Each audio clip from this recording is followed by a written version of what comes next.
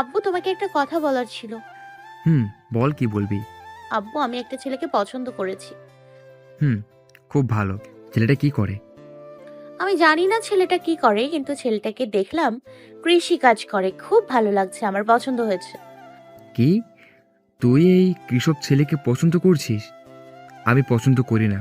ভুলেও এই কথার মুখে আনবি না। এদের থাকার মতো ঘর নেই, তোকে কি করে রাখবে?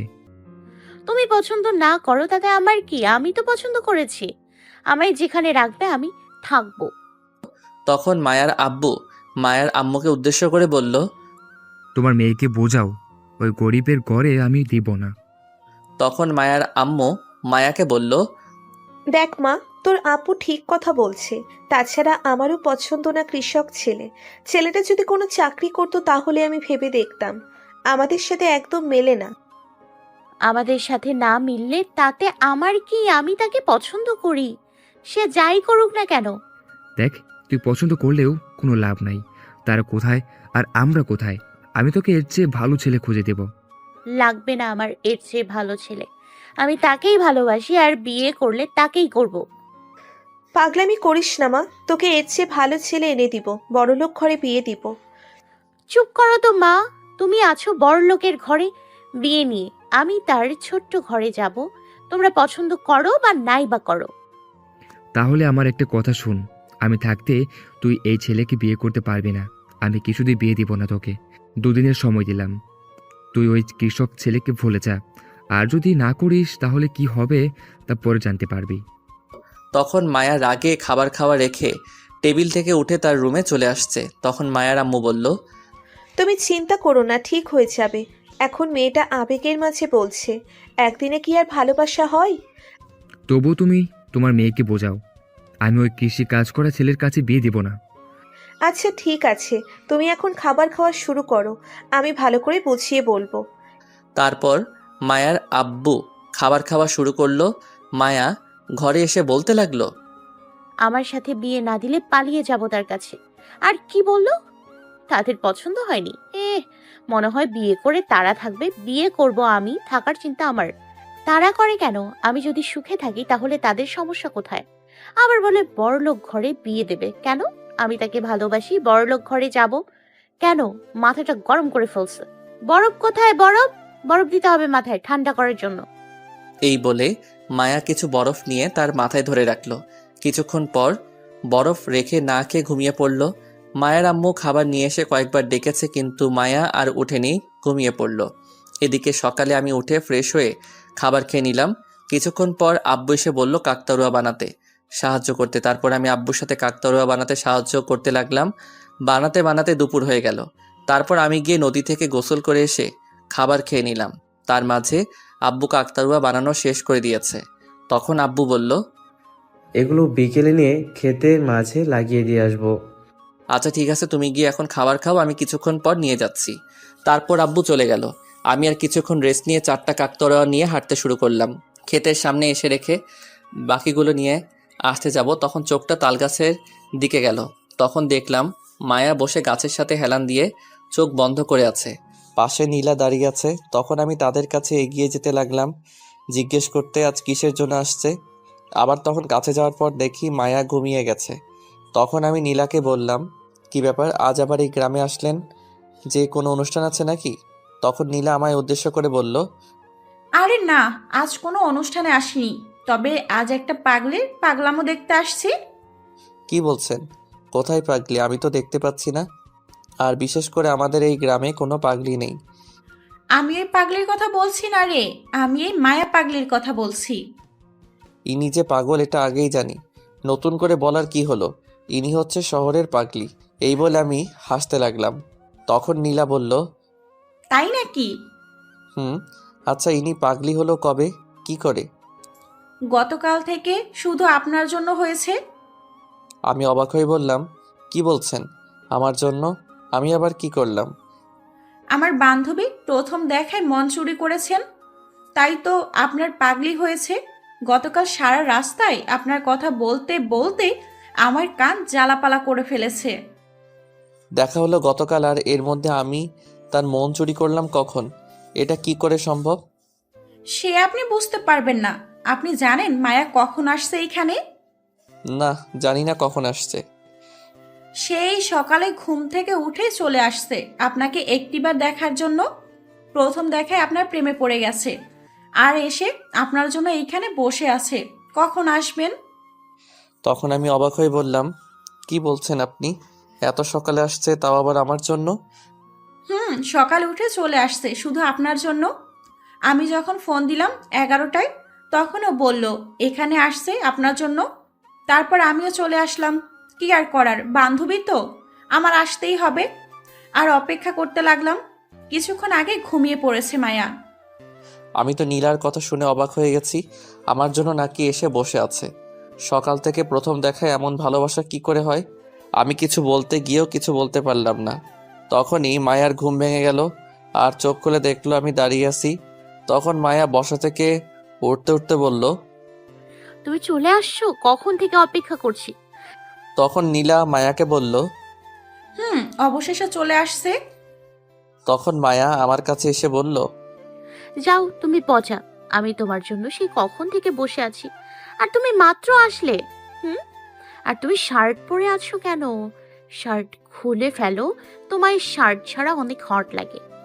তখন আমি মনে মনে বললাম, এই মায়া তো দেখি আমার ইজ্জত নিয়ে টানাটানি শুরু করে দিয়েছে এখনই। তখন মায়া আবার বলল, তুমি জানো আমি কখন থেকে এখানে বসে আছি? সেই সকাল থেকে বসে আছি তোমার জন্য। কেন আমার জন্য বসে আছো কেন? আমি কি করলাম? তুমি জানো না আমি তোমাকে অনেক ভালোবাসি, সত্যি বলতে প্রথম দেখায় ভালোবেসে ফেলেছি, তাই তো তোমার জন্য এসে বসে আছি দেখার জন্য। দেখো, আমি তোমাকে ভালোবাসি না। আমি এত কিছু শুনতে চাই না, আমি তোমাকে ভালোবাসি আর তুমি আমায় ভালোবাসবে। এটা কখনো সম্ভব হবে না, কারণ আমি হচ্ছি একজন কৃষকের ছেলে, আর তুমি হচ্ছে মন্ত্রীর মেয়ে। এখন পার্থক্য বুঝতে পারলে কতটা আমাদের মাঝে দূরত্ব? তখন নীলা আমায় বলল, শোনেন, আপনি যে পার্থক্যটার কথা বললেন না, এটা তো মায়ার বলা উচিত ছিল আপনাকে। কিন্তু সেটা আপনি বলছেন। মায়া আপনাকে ভালোবাসে বলেই তো বলেছে। আর এতটা দূর থেকে এসে সেই সকালে বসে আছে একটি নজর দেখার জন্য। এখন ভাবেন, কতটা ভালোবাসলে এতটা পাগলামি করতে পারে, বুঝতে পারছেন? এখন দুজনের মধ্যে পার্থক্যটা দূরে সরিয়ে ভালোবেসে কাছে টেনে নিন। আপনি বুঝতে পারছেন না আমাদের মাঝে কতটা পার্থক্য। সে হচ্ছে মন্ত্রীর মেয়ে, আর আমি হচ্ছে গরিবের ছেলে। দেখো আমি এত কথা শুনতে চাই না, কে ধনী কে গরিব, আমি শুধু এটাই বুঝি, আমি তোমাকে ভালোবাসি আর তোমাকে চাই, সারা জীবন তোমার পাগলি হয়ে থাকতে চাই। দেখো, আমি ভালোবাসতে পারবো না। কিন্তু কেন? প্রথম দেখে কখনো ভালোবাসা হয় না, এটা ভালো লাগা বলে। আর সেটার মাঝে আবেগ থাকে, ভালোবাসা থাকে না। বিশ্বাস করো, সত্যি বলছি, প্রথম দেখায় ভালোবেসে ফেলেছি। আমি তোমাকে ভালোবাসি না। তোমার ফ্যামিলি কখনো এই ব্যাপারটা মেনে নিবে না। তাছাড়া আমার তোমাকে রাখার মতো দামি ঘর নেই। আমার কিচ্ছু লাগবে না, তুমি যেমন করে রাখবে আমি ঠিক তেমন করেই থাকবো। আমার ফ্যামিলি না মানলে আমি পালিয়ে আসবো তোমার কাছে। এইগুলো ডায়লগ মুভিতে দিলেই মানায়, বাস্তবে না। আমি ভালোবাসতে পারবো না, এটা বলে আমি চলে আসতে লাগলাম। তখন মায়া নীলাকে বলল, আচ্ছা নীলা, তুই বলতো ছেলেরা কি ঘাড়তারা হয়? আমার আইডিয়া অনুযায়ী ছেলেরা ঘাটতারা হয় না। তাহলে এই শয়তানটা ঘাড়তারা কেন? কি জানি কেন তোকে ভালোবাসতে চাইছে না। অন্য কোনো ছেলে হলে এতক্ষণে হ্যাঁ বলে দিত। আমার মনে হয় না রাজি হবে। রাজি হবে না মানে? দাঁড়া, এক্ষুনি রাজি করাচ্ছি। ভালোবাসার কথা তার মুখ দিয়ে বলাবো, শুধু তুই দেখ। কি করবি এখন তুই? তুই শুধু দেখ কি করি। ভালো করে বললাম তো শুনলো না, এখন তার উল্টো করব। মন নিয়ে নিল, প্রথম দেখায় ভালোবেসে ফেলেছি, এক দেখায় এখন বলে ভালোবাসবে না, আমায় ফিরিয়ে দিচ্ছে, দরা দেখাচ্ছি মজা। তখনই নীলা বলে উঠল, এই, তোর আব্বু ফোন করেছে, কি বলবো? ফোন রিসিভ করার দরকার নেই, তুই আমার গাড়িতে গিয়ে দেখ, একটা দড়ি আছে, সেটা নিয়ে আয়। নীলা অবাক হয়ে বলল, তুই দৌড়ে দিয়ে কি করবি? তুই নিয়ে আয়। তখন নীলা গিয়ে দড়ি নিয়ে আসলো। আর তখন মায়া বলল, আমি যখন ইশারা দিব তখন তুই এই দড়ি দিয়ে বাঁধা শুরু করবি এই শয়তানটাকে। নীলা অবাক হয়ে বলল, কি কি বলছিস তুই? বাঁধতে যাবো কেন? যেটা বললাম করবি, বেশি কথা বলিস কেন? আচ্ছা ঠিক আছে। তখন মায়া দৌড়ে আমার কাছে গিয়ে আমায় টেনে তাল গাছের কাছে নিয়ে এসে চেপে ধরলো, আর নীলাকে ইশারা দিতেই তখন নীলা আমায় বেঁধে ফেললো। তখন আমি বললাম, এই কি হচ্ছে? আমায় বাঁধছো কেন? বাঁধ খোলো। না, খুলবো না। আগে বলো আমায় ভালোবাসো, তাহলে খুলবো। না, আমি বলবো না আমি তোমাকে ভালোবাসি না। তখন মায়া রাগী গলায় বলল, তাহলে আমায় ভালোবাসবি না? না, আমি ভালোবাসতে পারবো না। দেখ, আমার রাগ উঠে যাচ্ছে। ভালোভাবে বলতেছি ভালোবাসতে। আমি বলছি তো আমি ভালোবাসতে পারবো না। এতে জোর করার কি হলো? ভালোবাসা কখনো জোর করে পাওয়া যায় না। জোর করেও পাওয়া যায়। দাঁড়া, আমায় ভালোবাসবি না তো? তুই আমার না হলে আমি কারোর হতে দিব না। নীলা, গাড়িতে গিয়ে দেখ, একটা চাকু আছে, সেটা নিয়ে আয়। আজ ওর ওই জিনিসটা কেটে দিব, তাহলে আর কারোর হতে পারবে না। আমি তো মায়ের কথা শুনে পুরাই বেয়াক্কেল হয়ে গেছি আর ভয় পেয়ে গেলাম প্রচণ্ড। তখন আমি বললাম, কি বললে তুমি? এটা করো না প্লিজ। তাহলে আমায় ভালোবাসতে হবে। না, ভালোবাসতে পারবো না, অন্য কিছু বলো। বিয়ে করতে হবে। সেটাও পারবো না, অন্য কিছু বলো। তাহলে কিছু করার নেই, চাকু নিয়ে আয় জলদি। তখন আমি ভয়ে তাড়াতাড়ি বলে দিলাম, ঠিক আছে, আমি রাজি ভালোবাসতে, তবুও আমার এই সম্বলটুকুর সাথে এমন করো না। তাহলে আই লাভ ইউ বলো। ঠিক আছে, I love you. I love you too আমার জান। এই বলে জড়িয়ে ধরলো আমায় আর সারা মুখে কিস করতে লাগলো। আমি মনে মনে বললাম, শয়তান মেয়ে, ব্ল্যাকমেল করে ভালোবাসার কথা বলিয়ে নিল। কখনো ভালোবাসবো না। একবার ছুটে বাসায় যাই। তারপর মায়া আমার বাঁধন খুলে দিল আর আমার বাসায় যেতে চাইলো। তখন আমি বললাম, এখন না, আর কিছুদিন পর। মায়াকে বললাম বাসায় যেতে, কারণ সকাল থেকে বসে আছে, কিন্তু মায়া যেতে রাজি হয় না।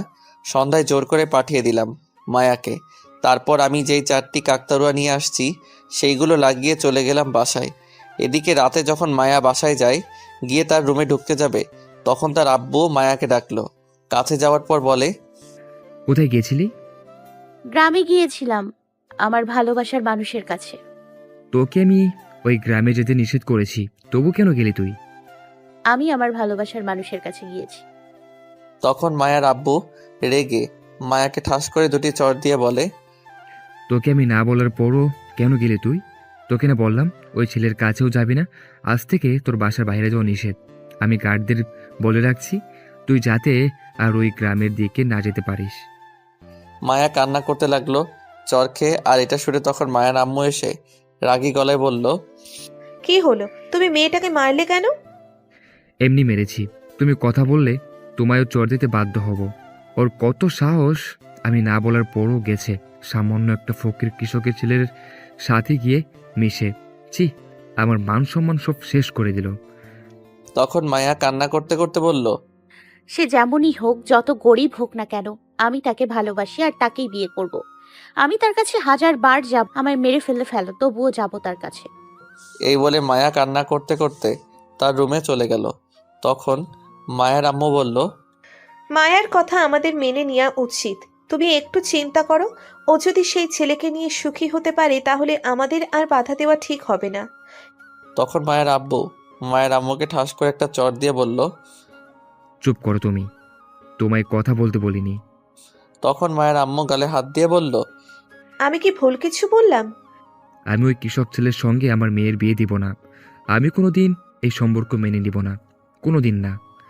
কেন? কৃষক ছেলে বলে কি হয়েছে?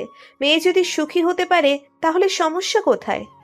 তখন মায়ের আব্বু মায়ের আম্মুকে আরো 2টি চড় দিয়ে বলল, সামান্য একটা কৃষক ছেলের হাতে তুলে দেবো আমার মেয়ে? ছি, নো নেভার, কোনোদিন না। তুমি যদি আর একবার ওই ছেলের কথা বলছো তাহলে কিন্তু খুব খারাপ হবে। তখন মায়ের আম্মু চুপ করে রইল, আর কিছু বলল না। তখন মায়ের আব্বু আবার বলল, আর একটা কথা তোমায় বলে রাখি, ভালো করে শুনে রাখো। তুমি মেয়েকে ঘর থেকে একা কোথাও বের হতে দিবে না। তুমি সাথে যাবে শপিং মল ছাড়া আর কোথাও যেন না যায়। যদিও এই গ্রামের দিকে যায় তাহলে তোমার কিন্তু এর সাজা ভোগ করতে হবে, মনে থাকে যেন কথাটা। মায়ের আম্মু শুধু মাথা নাড়িয়ে হ্যাঁ বলল। তারপর মায়ের আব্বু রুমে চলে গেল, সাথে মায়ের আম্মু পিছন পিছন চলে গেল। এদিকে মায়া ঘরে এসে কান্না করতে লাগলো আর বলতে লাগলো, আমি যদি আমার ভালোবাসার মানুষকে না পাই তাহলে এই জীবন আমি শেষ করে দিব। এই বলে মায়া কান্না করতে লাগলো। কিছুক্ষণ পর মায়া ফোন নিয়ে কান্না করতে করতে আমার ফোনে কল দিল। মায়া আসার সময় আমার ফোন নাম্বার নিয়ে আসছিল। এদিকে আমি খাবার খেয়ে শুয়ে আছি। তখনই হঠাৎ ফোনটা বেজে উঠল। তাকিয়ে দেখি মায়া ফোন করেছে। মায়া যখন ফোন নাম্বার নিয়েছিল তখন কল দিয়েছিল একটা, আর আমি নাম লিখে রেখেছিলাম। তখন ফোন রিসিভ করার পর ওপাশ থেকে কান্না করার শব্দ আসছে। আমি কিছুটা অবাক হয়ে গেলাম আর মনে মনে বললাম, কি ব্যাপার, মায়া তো এখান থেকে হাসি খুশিভাবে গিয়েছে, তাহলে এখন কান্না করছে কেন? তখন আমি বললাম, কি হয়েছে মায়া, কান্না করছো কেন, কিছু হয়েছে? মায়া কোনো কথা বলছে না, শুধু ফুপিয়ে কান্না করতে লাগলো। মায়ার কান্না শুনে কেন জানি খারাপ লাগছে শুরু করলো। আমার কেন জানি সহ্য হচ্ছে না তার কান্না। তখন আমি আবার বললাম, ওই পাগলি, কি হয়েছে, কান্না না করে বলো আমায়। তখন মায়া কান্না করতে করতে বলল, আব্বু আমায় মেরেছে আর বলছে তোমার কাছে যেন আর না যাই। আমি তোমাকে ছাড়া থাকতে পারবো না, অনেক ভালোবাসি তোমায়। এই বলে আবার কান্না করতে লাগলো মায়া। আমি কি বলবো বুঝতে পারছি না, কি বলে তাকে শান্ত করব সেটাও বুঝতে পারছি না। মায়ার কান্না শুনে আমার এখন খুব খারাপ লাগতে শুরু করলো। মন তাকে এখন কাছে পেতে চাইছে, তার চোখের পানিগুলো মুছে দিতে ইচ্ছে করছে। হয়তো তাকে ভালোবেসে ফেলছি, তাই তার কান্না সহ্য করতে পারছি না। মন চাইছে এখন তাকে কাছে টেনে নিয়ে এসে জড়িয়ে ধরে বলতে, কান্না করছো কেন পাগলি, আমি আছি তো। কিন্তু তা পারছি না। এমনটা তো আগে হয়নি, হয়তো তাকে আমিও ভালোবাসতে শুরু করে দিয়েছি, তাই মনটা তার প্রতি হারিয়ে যাচ্ছে। তখন মায়া আবার বলল, অনেক ভালোবাসি তোমায়, এখন একটু আসবে, জড়িয়ে ধরে তোমার বুকে মাথা রেখে ঘুমিয়ে থাকবো চুপটি করে। আমিও তোমাকে ভালোবাসি, কান্না থামাও প্লিজ। আর কান্না করো না, আমার কি খারাপ লাগছে না তুমি যে কান্না করছো? আমি জানতাম তোমার ফ্যামিলি রাজি হবে না। তখন মায়া কান্না থামিয়ে ফুপিয়ে ফুপিয়ে বলল, তাহলে তুমি আগামীকাল এসে নিয়ে যাও আমায়। ঠিক আছে, তবে আগামীকাল আসতে পারবো না, খেতে কিছু কাজ আছে। তবে তার পরের দিন অবশ্যই আমার পাগলির কাছে যাব, কথা দিলাম। তখন মায়া ফুপিয়ে ফুপিয়ে বলল, ঠিক আছে, আমিও কিন্তু তোমার সাথে চলে আসব। তোমার সাথে কিন্তু আমায় নিয়ে আসবে। সেটা না হয় পরে দেখা যাবে, এখন তো কান্না থামাও। আচ্ছা, কান্না থামাব, কিন্তু একটা শর্ত আছে। কি শর্ত শুনি, বলো। আমায় কিস করতে হবে, তাহলে থামাবো কান্না। কিন্তু সেটা কি করে, তুমি তো আমার সামনে নেই, তাহলে কিস করবোটা কি করে? তুমি এখন ফোনে কিস করো, আমি ফোনটা আমার গালে ধরছি, তাহলেই হবে। কিন্তু আমি কিস করলে তো আমার ফোন সেই কিস পাবে, তোমার ওইখানে কি করে যাবে? তখন মায়া রেগে বলল, এত কিছু জিজ্ঞেস করো কেন? তোমাকে বলছি তুমি কিস করো, এত কথা বলছো কেন? আচ্ছা আচ্ছা ঠিক আছে, দিচ্ছি, রাগ করছো কেন? দাও জলদি। তখন আমি 2টা কিস করলাম। তখন মায়া আমায় 4টা কিস করলো আর বলল, আই লাভ ইউ আমার জান। লাভ ইউ টু আমার পাগলি। জানো এখন আমার কি করতে মন চাইছে? মন চাইছে তোমার শক্ত করে জড়িয়ে ধরে তোমার বুকে মাথা রেখে চুপটি করে ঘুমিয়ে থাকতে। বিয়ে হয়নি, তারপর তো বাকিটা জীবন আমার বুকে মাথা রেখে ঘুমাতে পারবে। চিন্তা করো না, এখন ঘুমিয়ে পড়ো চুপটি করে, অনেক রাত হয়ে গেছে। আচ্ছা ঠিক আছে, তুমিও ঘুমিয়ে পড়ো। আচ্ছা ঠিক আছে। তারপর মায়া ফোন কেটে দিল। আমি ফোনটা রেখে তখন মনে মনে ভাবতে লাগলাম, বলে তো ফেললাম যাব, কিন্তু কি করে যাই, যাওয়ার মতো টাকা তো নেই। আচ্ছা সকাল হোক, তারপর না হয় জাহিদকে বলে দেখি কি হয়। তারপর আমি ঘুমিয়ে পড়লাম। সকালে উঠে ফ্রেশ হয়ে কাকতাড়ুয়া নিয়ে খেতে চলে গেলাম। গিয়ে সবগুলো কাকতাড়ুয়া লাগিয়ে দিলাম, দিয়ে বাসায় চলে আসলাম। আসার পর আব্বু বলল, কোথায় গিয়েছিল এত সকালে? খেতে গিয়েছিলাম কাকতাড়ুয়াগুলো লাগাতে। সবগুলো লাগানো শেষ হলো? সবগুলো শেষ। আচ্ছা, এখন আয় নাস্তা করে নেই। আচ্ছা তুমি ঘরে যাও, আম্মুকে বলো খাবার রেডি করতে, আমি ফ্রেশ হয়ে আসছি। তারপর আব্বু চলে গেল, আমি গিয়ে ফ্রেশ হয়ে আসলাম। তারপর আব্বু আম্মু আমি সবাই মিলে খাবার খেতে বসলাম। এদিকে মায়া সকালে উঠে ফ্রেশ হয়ে তার ফোনে টাইম দেখতে যাবে, তখন দেখলো তার ফোন নেই বিছানায়। তখন খুঁজতে লাগলো, কিন্তু কোথাও খুঁজে পেল না। তখন মায়া দৌড়ে নিচে গেল, গিয়ে দেখে তার আব্বু খাবার খাওয়ার জন্য বসে আছে, পাশে তার আম্মু ছিল। তখন মায়া বলল, আম্মু আমার ফোন কোথায়, খুঁজে পাচ্ছি না কেন? তখন মায়ের আব্বু বলল, তোর ফোন আমি নিয়েছি, আজ থেকে তোর ফোন চালানো নিষেধ। তখন মায়া রেগে বলল, কেন নিষেধ? আমার ফোন দাও বলছি, নয়তো খুব খারাপ হবে। যা খুশি কর, ফোন দেওয়া যাবে না। টিভি আছে, টিভি দেখবি, আর সারা দিন ঘরে থাকবি, তোর বাইরে যাওয়াও নিষেধ।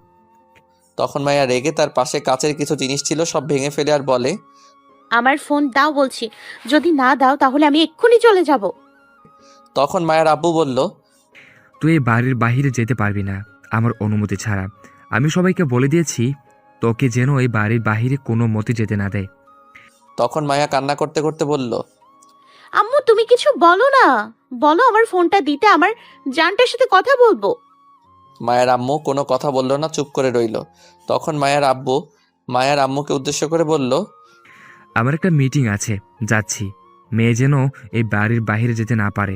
যদি যায় তাহলে কিন্তু এই সাজা তোমাকে ভোগ করতে হবে। এই বলে মায়ের আব্বু উঠে চলে গেল আর মায়া বসে কান্না করতে লাগলো। এদিকে আমি খাবার খেয়ে কিছুক্ষণ রেস্ট নিয়ে জাহিদকে ফোন দিয়ে বললাম আসতে, কথা আছে। তখন জাহিদ বলল তার বাসায় যেতে কেউ নেই। তার বাসায় আমি বললাম ঠিক আছে আসছি। তারপর ফোন কেটে আমি আসতে যাব, তখন আম্মু দেখে বলল, কোথাও যাবি নাকি এখন? আম্মু একটু জাহিদের বাসায় যাব, কথা আছে। কেন, কিছু বলবে? না কিছু না, এমনি বললাম, যা তাহলে। আচ্ছা ঠিক আছে, আমি কিছুক্ষণ পর চলে আসব। তারপর আমি জাহিদের বাসায় চলে গেলাম। গিয়ে দেখি জাহিদ বাইরে বসে আছে। আমায় দেখে বলল, আরে দোস্ত, এসে গেছিস? আর বসে পড়। তারপর আমি বসে জাহিদকে বললাম, আঙ্কেল আন্টি কোথায় গেছে? ঢাকা গিয়েছে আর সকালে। কিসের জন্য, কোনো কাজ আছে নাকি? না, কোনো কাজ না, আমার মামার বাড়ি গেছে। তাহলে তুই গেলি না কেন? আমার একটা কাজ আছে, একজন লোক এসে কিছু টাকা দেবে, তাই আজ থেকে গেলাম। আগামীকাল যাব। এখন তুই বল, কিসের ফোন দিয়েছিলি? মায়াকে চিনিস তুই? কোন মায়ের কথা বলছিস তুই? মন্ত্রীর মেয়ে মায়া। চিনতে পারছি। কেন, কি হয়েছে? মায়া আমায় ভালোবাসে আর আমিও। এখন জাহিদ আমার কথা শুনে অবাক হয়ে গেল আর বলল, কি বলিস কি তুই? সত্যি, দুজনই দুজনকে ভালোবাসি। তাহলে তো এটা খুশির খবর। মিষ্টি কই, জলদি নিয়ে আয়। আরে কথা শোনা, আগে এত লাফাস না। বল। গতকাল মায়া বলল মায়ের আব্বু মায়াকে মেরেছে আমার কাছে না আসার জন্য।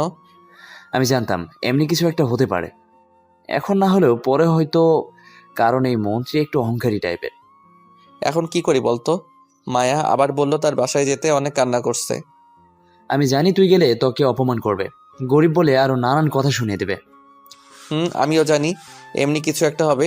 আমি মায়াকে বলেছিলাম তাকে ভালোবাসা আমার পক্ষে সম্ভব না, কারণ তার সাথে আমার যায় না।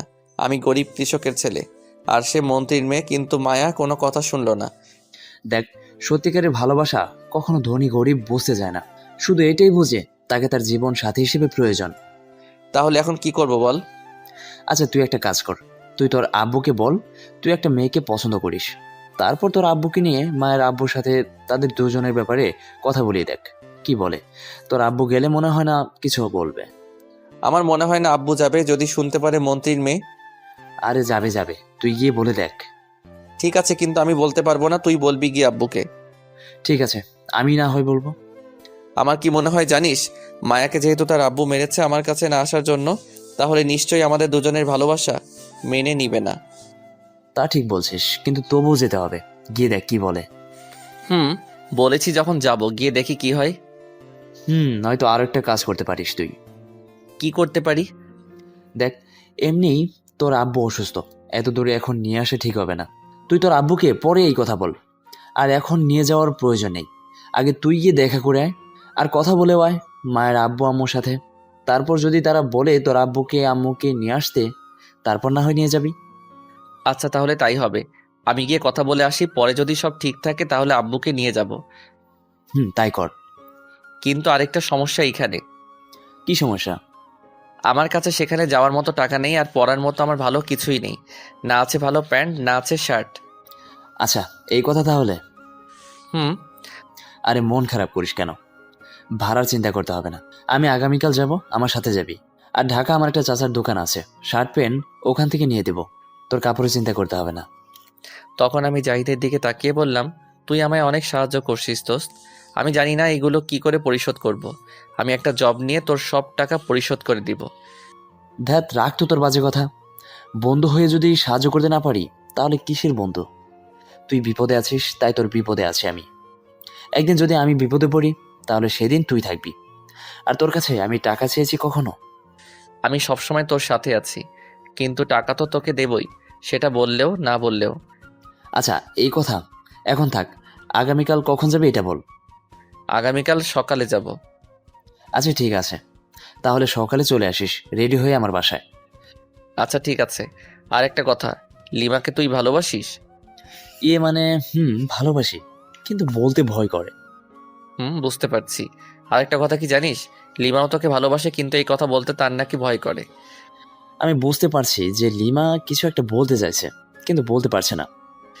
কিন্তু লিমা তো বলল তাকে নাকি অনুষ্ঠানের দিন তার ভালোবাসার কথা জানিয়ে দিবে, কিছু বলেনি তোকে? কিছু বলেনি তো, শুধু একবার হাত ধরেছিল আর আমার ঠোঁটের কাছে এসেছিল, কিন্তু তারপর দৌড়ে চলে গেছে। বোকা কোথাকার, তবুও তুই বুঝতে পারলি না যখন চলে গেছে তখন তুই গিয়ে হাতটা ধরে বলে ফেলতে ভালোবাসিস? আমার ভয় করছিল বলতে। শালা তোকে দিয়ে কোনো কাজ হবে না, চল তো, ভয় পেলে হবে না, আজ তোকে গিয়ে প্রপোজ করতে হবে। তখন জাহিদ কিছুটা ঘাবড়ে গিয়ে বলল, এখন না দোস্ত, পরে বলবো। পরে বলতে বলতে তাকে কেউ নিয়ে চলে যাবে, এখনই চল। কিন্তু আমার ভয় করছে। আমি কিছু বলতে যাব তখনই কেউ পিছন থেকে কাশি দিল। তাকিয়ে দেখি লিমা দাঁড়িয়ে আছে, হাতে একটা লাঠি নিয়ে দাঁড়িয়ে আছে। তখন আমি বললাম, এই দেখো, নাম নিতে না নিতে এসে হাজির, তোর আর কষ্ট করে যাওয়া লাগলো না, কিন্তু লাঠি নিয়ে আসলো কেন? তখন লিমা বলল, এসেছি কিন্তু আজ এর হাড্ডি কুড্ডি সব ভাঙবো। তখন আমি অবাক হয়ে বললাম, কেন, কি হয়েছে? কত সাহস!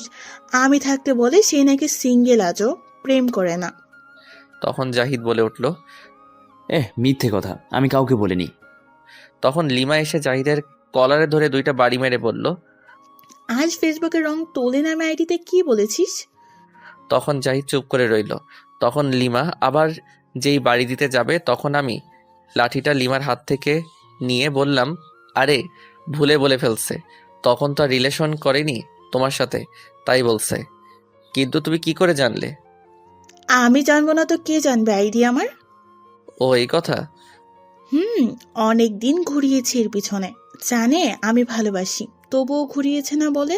আমি মেয়ে মানুষ হয়ে কি করে আগে বলি?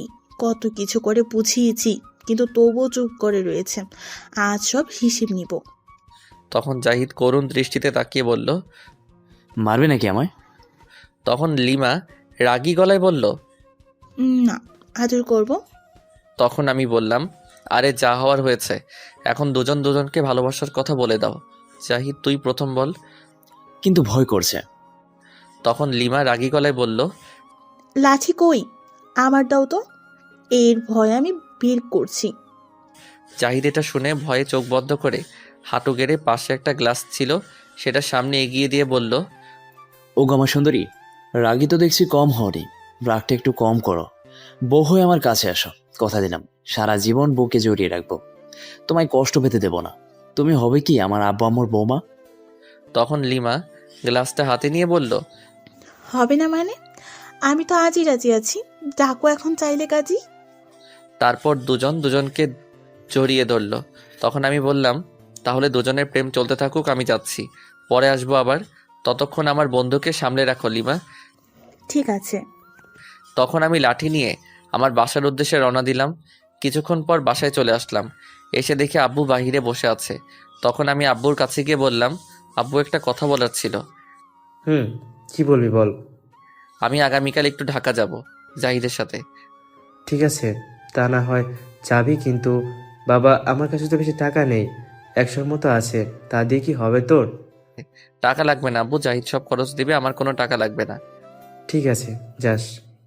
তারপর আমি আমার রুমে চলে আসলাম। রুমে এসে ফোনটা নিয়ে ভাবতে লাগলাম, মায়াকে তাহলে ফোন করে বলে দেই আমি আগামীকাল আসছি। তখন ফোনটা নিয়ে মায়াকে কল দিলাম, কিন্তু মায়ার ফোন বন্ধ বলছে। অনেকক্ষণ ট্রাই করলাম, কাজ হলো না। তখন মনে মনে ভাবতে লাগলাম, কি ব্যাপার, মায়া তো ফোন বন্ধ করার কথা না, কিছু হয়েছে নাকি আবার? না, কি আর হবে, এমনও তো হতে পারে ফোনে চার্জ নাই, থাক আগামীকাল গিয়ে না হয় কথা হবে। তারপর ফোনটা রেখে একটু ঘুমিয়ে তারপর উঠে সারাদিন ঘোরাঘুরি করে কাটিয়ে দিলাম। পরের দিন সকালে উঠে ফ্রেশ হয়ে রেডি হয়ে জাহিদের বাসায় চলে গেলাম। যাওয়ার পর জাহিদ বলল, তুই আসছিস, চল এখন যাওয়া যাক। চলো। আচ্ছা, তুই যে এখন যাচ্ছিস, মায়াকে বলছিস এই কথা? না, এখনো বলিনি। কেন, জানিয়ে দে তুই যে যাচ্ছিস, আজ তার কাছে শুনলে খুব খুশি হবে। গতকাল থেকে ফোন বন্ধ মায়ার, সকালে উঠে ট্রাই করেছে কিন্তু লাভ হয়নি, বন্ধ ফোন। এখন আমার ফোন বন্ধ হয়ে গেছে, মনে ছিল না ফোনটা চার্জ দিতে। তাহলে আমার ফোন দিয়ে কল করে কথা বল। ফোন নাম্বার জানা নেই। দূর হালা, তুই কোনো কাজেরই না, নিজের গার্লফ্রেন্ডের ফোন নাম্বার মনে রাখতে পারিস না। থাক, বাদ দে, মায়ার বাসায় গেলেই না হয় দেখবে আর সারপ্রাইজ হিসেবে দেখবে। কথাটা খারাপ বলিস নাই, ভালোই বলছিস। আচ্ছা চল তাহলে। তারপর দুজন বেরিয়ে পড়লাম ঢাকার উদ্দেশ্য নিয়ে। 3 ঘন্টা পর পৌঁছে গেলাম ঢাকা। গাড়ি থেকে নামার পর জাহিদ বলল, চল এখন তোকে প্যান্ট শার্ট কিনে দেই। চলো। আচ্ছা, তোর চাচার দোকান কোথায়? আর একটু সামনে চাচার দোকান, চল গেলে দেখতে পারবি। তারপর জাহিদ তার চাচার দোকানে নিয়ে গেল আমায়। গিয়ে সালাম দিল। তার চাচাকে সালামের জবাব দেওয়ার পর জাহিদ তার চাচাকে বলল, কেমন আছো চাচা? ভালো আছি, তুই কেমন আছিস? ভালো আছি। চাচা, আমার একটা প্যান্ট আর শার্ট লাগবে। ঠিক আছে, যা লাগবে নিয়ে নে। তারপর জাহিদ একটা প্যান্ট আর একটা শার্ট নিয়ে দিল। দিয়ে আমায় বলল, এগুলো পরে এখন। আচ্ছা, কিন্তু কোথায় পরবো গিয়ে? ওই তো তোর সামনে ট্রায়াল রুম আছে, সেখানে গিয়ে পরে আয়। ঠিক আছে। তারপর আমি প্যান্ট শার্ট নিয়ে চলে গেলাম ট্রায়াল রুমে। সেখানে গিয়ে পরে কিছুক্ষণ পর বের হলাম। তখন জাহিদ আমায় দেখে বলল, বাহ, খুব সুন্দর লাগছে তোকে। থাক, আর পাম মারতে হবে না। এই জন্য কারো প্রশংসা করতে নেই, যা শালা, আর বলবো না। আচ্ছা থাক, রাগ করিস না, এখন চল যাওয়া যাক। চল। তারপর জাহিদ তার চাচার কাছে গিয়ে টাকা দিতে চাইল, কিন্তু নিল না। জাহিদ জোর করে 1000 টাকা দিয়ে বিদায় নিয়ে চলে আসলো। বাহিরে আসার পর আমি বললাম, আচ্ছা মন্ত্রীর বাসা কোথায়? জাহিদ অবাক দৃষ্টিতে তাকিয়ে বলল, সে কি রে, তুই বাড়িটাও চিনিস না? না, চিনি না তো। তাহলে প্রেম করতে গেলি কেন? ফোন নাম্বার নাই, বাসার ঠিকানা নাই, কিচ্ছু জানা নাই। আরে আমি কি এইগুলো জিজ্ঞেস করেছি নাকি? কথা হলো সেদিন, প্রেম হলো 2 দিন, ঠিকানা নিব কোন দিন তাহলে? বুঝতে পারছি। চল, আমি তোকে নিয়ে যাচ্ছি মন্ত্রীর বাসার উত্তরা। আচ্ছা চলো। তারপর 2 জন মিলে একটা গাড়ি নিয়ে মন্ত্রীর বাসার উদ্দেশ্য করে যেতে লাগলাম। কিছুক্ষণ পর চলে গেলাম গাড়ি থেকে নেমে। আমি বললাম, আচ্ছা দোস্ত, আমরা তো মন্ত্রীর বাসায় যাচ্ছি, তাহলে খালি হাতে কেন যাচ্ছি? কারো বাসায় গেলে তো কিছু নিয়ে যেতে হয়। তখন জাহিদ তার মাথায় হাত দিয়ে বলল, উফ, একদম ভুলে গেছি, তুই ভালো কথা মনে করে দিলি। চল কিছু ফল কিনে নিয়ে আসি। তারপর কিছুটা সামনে গিয়ে একটা ফলের দোকান থেকে কিছু ফল নিয়ে নিলাম। নিয়ে মন্ত্রীর বাসায় যেতে লাগলাম। কিছুক্ষণ পর মন্ত্রীর বাসার সামনে চলে আসলাম। এসে তাদের বাসার দিকে তাকিয়ে আমি অবাক। তখন আমি বললাম, দোস্ত, এটা কি বাড়ি নাকি রাজপ্রাসাদ? কত সুন্দর। সুন্দর তো থাকবেই, মন্ত্রী বলে কথা। ভিতরে চল, আরো অবাক হতে পারিস। তারপর আমি আর জাহিদ গেট দিয়ে ভিতরে প্রবেশ করতে যাব। তখন একজন দারোয়ান এসে বলল, কি চাই আপনাদের? এমন না বলে ভাষায় ঢুকছেন কেন? তখন জাহিদ দারোয়ানকে বলল, জি, আমরা গ্রাম থেকে আসছি মন্ত্রী সাহেবের সাথে কথা বলতে। আমাদেরকে মন্ত্রী সাহেব চেনেন? চিনি আপনাদের? আচ্ছা দাঁড়ান, আমি জিজ্ঞেস করে আসছি। আচ্ছা ঠিক আছে। তারপর দারোয়ান চলে গেল। কিছুক্ষণ পর এসে বলল, আসেন, ভেতরে আসেন। তারপর আমরা ভিতরে চলে গেলাম। ভিতরে যাওয়ার পর দেখতে পেলাম অনেকগুলো লোক দাঁড়িয়ে আছে। তারা হয়তো বডিগার্ড। কিছুটা সামনে যাওয়ার পর দেখি 8 থেকে 10টা গাড়ি, সাথে BMW গাড়ি। আমি তো অবাক হয়ে দাঁড়িয়ে তাকিয়ে দেখছি সব। একপাশে ঝর্ণা বসানো, তারপর পাশে ফুল গাছ, গোলাপ ফুল, আরও অনেক রকম ফুল। হঠাৎ জাহিদ বলল, কি রে, আর কত দাঁড়িয়ে দেখবি? এবার তো চল ভিতরে। আচ্ছা ঠিক আছে চলো। তারপর আমরা বাসার ভিতরে চলে গেলাম। গিয়ে দেখি মন্ত্রী সাহেব বসে আছে অন্যদিকে তাকিয়ে। তাকে দেখে মনে হচ্ছে একটু রাগের মাথায় আছে আর চিন্তার মধ্যে আছে। তখন আমি গিয়ে সালাম দিলাম, কিন্তু মন্ত্রী সাহেব কোনো উত্তর দিল না। তখন আমি বললাম, কেমন আছেন? কোনো কথা বলল না, চুপ করে রাগী দৃষ্টিতে তাকিয়ে রইল আমার দিকে। কিছুক্ষণ পর বলল, নাম কি? জি, আমি গ্রাম থেকে আসছি, আমার নাম নীরব। তখন মন্ত্রী সাহেব আর কিছু বলল না, মনে মনে কি জানি ভাবতে লাগলো। তখন আমি জাহিদকে বললাম, জাহিদ, ফলগুলো কোথায়? টেবিলে নিয়ে রাখ। আচ্ছা ঠিক আছে। তারপর ফলগুলো টেবিলে রাখতে যাবে। জাহিদ তখন মায়ের আম্মু এসে বলল, দাও বাবা, আমার কাছে ফলগুলো দাও, আমি রাখছি। তারপর জাহিদ ফলগুলো দিয়ে দেয় আর মায়ের আম্মু ফল নিয়ে টেবিলের উপর রাখে। তখন জাহিদ বলে, আন্টি, ওয়াশরুমে যাব, চাপ দিয়েছে একটু। কোন দিকে ওয়াশরুম? তখন মায়ের আম্মু বলল, আমার সাথে আসো। তারপর জাহিদ তার পিছনে পিছনে যায়। একটা রুমে যাওয়ার পর মায়ের আম্মু বলল, আচ্ছা, আমার মেয়ের জামাইকে? ওই তো দাঁড়িয়ে আছে যে মন্ত্রী সাহেবের সামনে, সেটাই। মাশাআল্লাহ, আমার মেয়ের পছন্দ আছে বলতে হবে, তাই তো এমন পাগলামি শুরু করে দিয়েছে। আচ্ছা আন্টি, মায়ে কি বাসায় আছে? সে কি, তোমরা কি মায়ের সাথে দেখা করতে আসছো? নীরব আসছে আপনাদের সাথে কথা বলতে, আর মায়ের সাথে কথা বলতে। কিন্তু মায়া তো গতকাল রাতে পালিয়ে গেছে তার কাছে, বলল গ্রামে চলে যাবে, আর আমি পালিয়ে যেতে সাহায্য করেছি। মায়ার আপু এই সম্পর্কে অমত। তখন জাহিদ অবাক হয়ে বলল, কি বলছেন আন্টি? মায়া তো এখনো যায়নি। কি, যায়নি? গ্রামে গেলে অবশ্যই দেখতাম তাকে, যাইনি। তোমরা বড্ড বড় ভুল করেছো আজ এসে। নিশ্চয়ই কিছু একটা হবে তোমাদের উপর। জাহিদ ভয়ে চুপ করে রইল মায়ার আম্মুর কথা শুনে। তখন মায়ার আম্মু আবার বলল, মায়া পালিয়ে গেছে বলে আমায় অনেক মেরেছে, আর ইতিমধ্যেই পুলিশকে খোঁজার দায়িত্ব দেওয়া হয়েছে। মায়াকে যেখান থেকে পায় তুলে নিয়ে আসতে। মায়ার আব্বু একদম রাজি না এই সম্পর্কে। তখন জাহিদ মায়ার আম্মুকে বলল, আচ্ছা আন্টি, কেন রাজি না? নীরব গ্রামের গরিব ছেলে বলে? সেটা তো আছেই, তার পিছনে আরও একটা কারণ আছে যেটা আমি জানতাম না, গতকাল রাতে শুনতে পেলাম। কি কারণ আন্টি সেটা? মায়ার আব্বু মন্ত্রী পদে আসার আগে নাকি একজনের সাথে হাত মিলিয়েছে মন্ত্রী হবে বলে, আর সেই লোকটা মায়ার আব্বুকে মন্ত্রী বানিয়ে দিবে বলেছে। কিন্তু তার বিনিময়ে মায়াকে তার ছেলের সাথে বিয়ে দিতে হবে, এই শর্ত দিয়েছিল। আর মায়ার আব্বু তখন রাজি হয়ে যায় সে মন্ত্রী হবে বলে। তারপর মন্ত্রী করে দিয়েছে। এখন তার বিনিময়ে মায়াকে তার ছেলের সঙ্গে বিয়ে দিতে হবে, আর এই জন্যে রাজি হচ্ছে না। আচ্ছা আন্টি, ছেলেটাকে আর সেই লোকটাকে আপনি জানেন? আমি সঠিক বলতে পারছি না কে, তবে আমি মায়ার আব্বুর পার্সোনাল গার্ডের কাছে শুনেছি।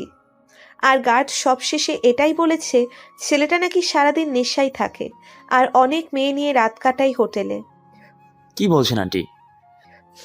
তাই তো আমি মায়াকে পাঠিয়ে দিয়েছি যাতে গ্রামে চলে যায়, আর এই জন্য আমায় মেরেছে।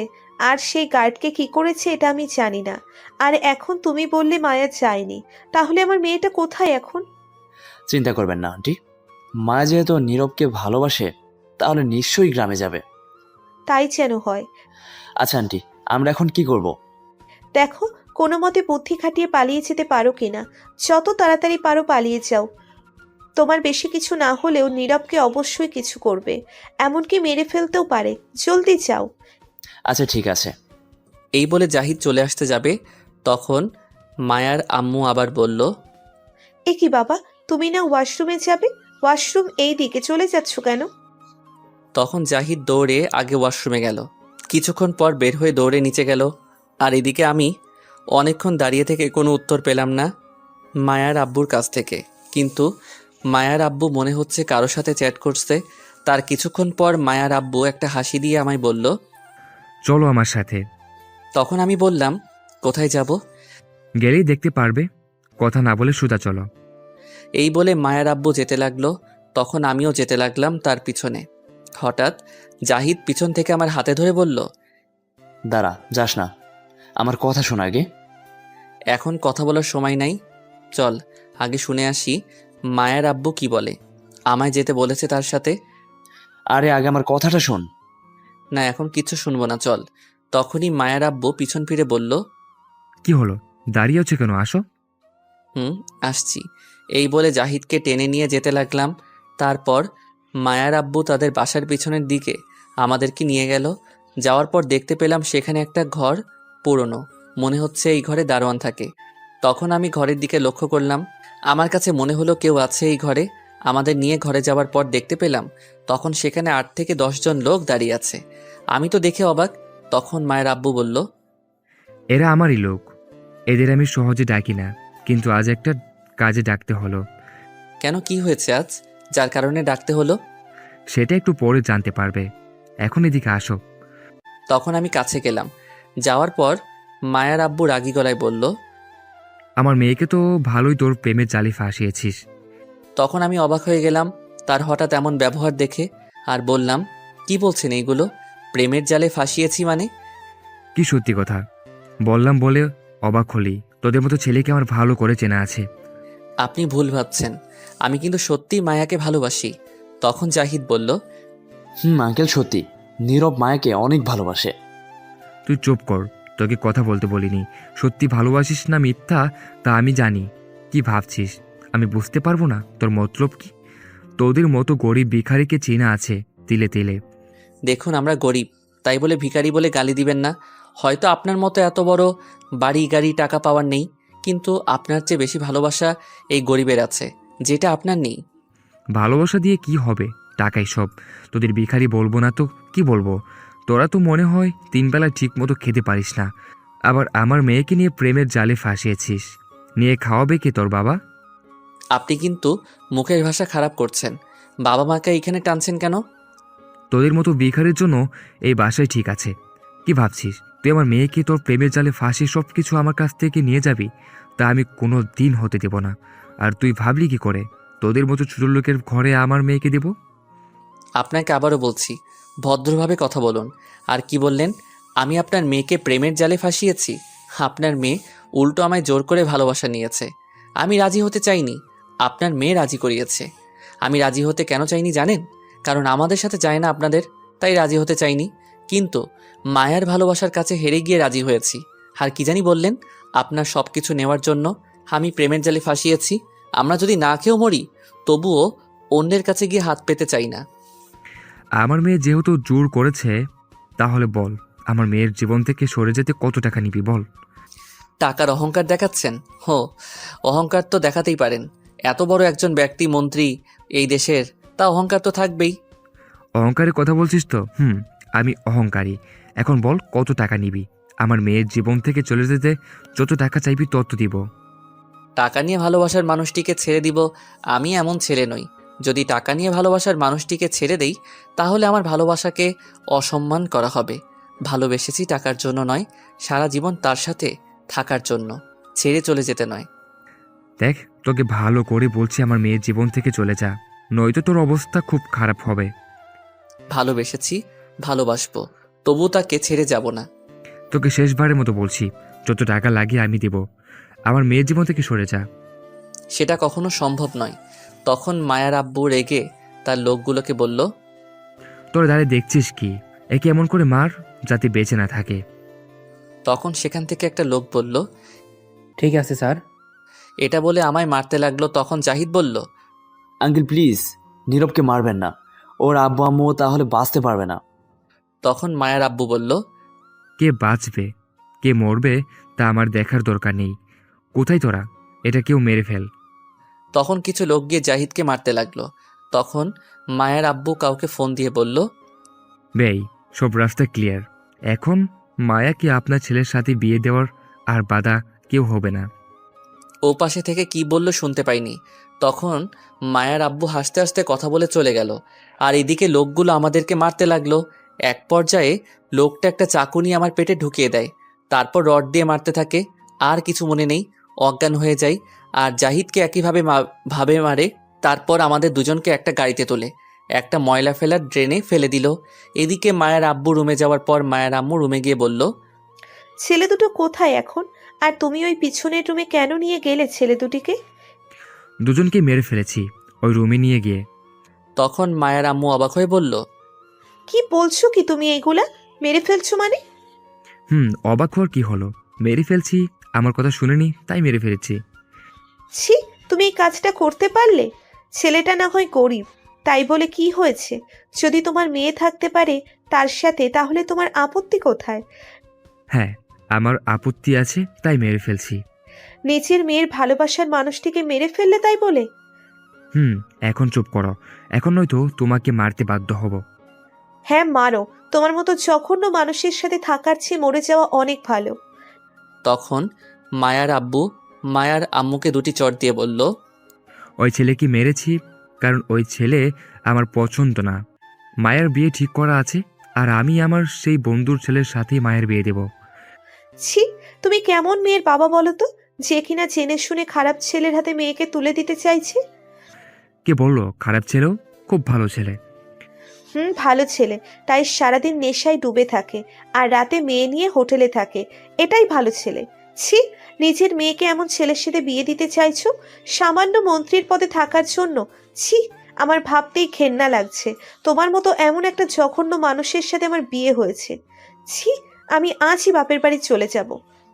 তখন মায়ার আব্বু রাগী গলায় বলল, এই বাড়ি থেকে এক পা বাড়ালে পা ভেঙে ফেলবো। চুপ করে ঘরে বসে থাকো। ছেলে যেমনই হোক, বিয়ে ওই ছেলের সাথেই হবে। তখন দুজনে চুপ করে রইল কিছুক্ষণ। আরও কিছুক্ষণ যাওয়ার পর মায়ার আম্মু বলল, ঠিক আছে, আমি যাব না। তুমি মায়াকে ওই ছেলের সাথে বিয়ে দিবে তো যাও, দাও, গিয়ে কিছু বলবো না। তবে একটা কথা শুনে রাখো, তোমার মেয়ে যদি শুনতে পারে তার ভালোবাসার মানুষটিকে মেরে ফেলছো, তাহলে তোমার কি হবে সেটা ভেবে দেখো। মায়ার আব্বু আর কিছু না বলে রুম থেকে চলে আসলো। তখন মায়ের আম্মু কান্না করতে করতে বলল, মায়া, মা আমার, আমি পারলাম না তোর জন্য কিছু করতে, বাঁচাতে পারলাম না তোর প্রিয় মানুষটিকে। কোথায় তুই এখন? এদিকে আমার আব্বু রুমের বাইরে বসে ক্ষেতের জন্য নেটের জাল ঠিক করছিল, তা চারিপাশ দিয়ে বন্ধ করতে। তখনই কেউ আব্বুকে সালাম দিয়ে বলল। এটা কি নীরবদের বাসা? তখন আব্বু সালামের উত্তর নিয়ে বলল, তুমি কে মা? আমি মায়া, ঢাকা থেকে আসছি। আপনি কি হন নীরবের? আমি নীরবের আব্বু। আর ওই যে রান্না করছে উনি নীরবের আম্মু। কেন, কি হয়েছে? তখন মায়া আব্বুর পায়ে ধরে সালাম করে বলল, আমি আপনার ছেলের বউ আব্বা, আর এখন থেকে এখানেই থাকবো আপনাদের সাথে। আব্বু তো মায়ার কথা শুনে অবাক হয়ে তাকিয়ে আছে। তখন আব্বু বলল, আমার ছেলের বউ মানে? কবে বিয়ে করলো আমার ছেলে? আব্বা সত্যি বলছি, আমি আপনার ছেলের বউ।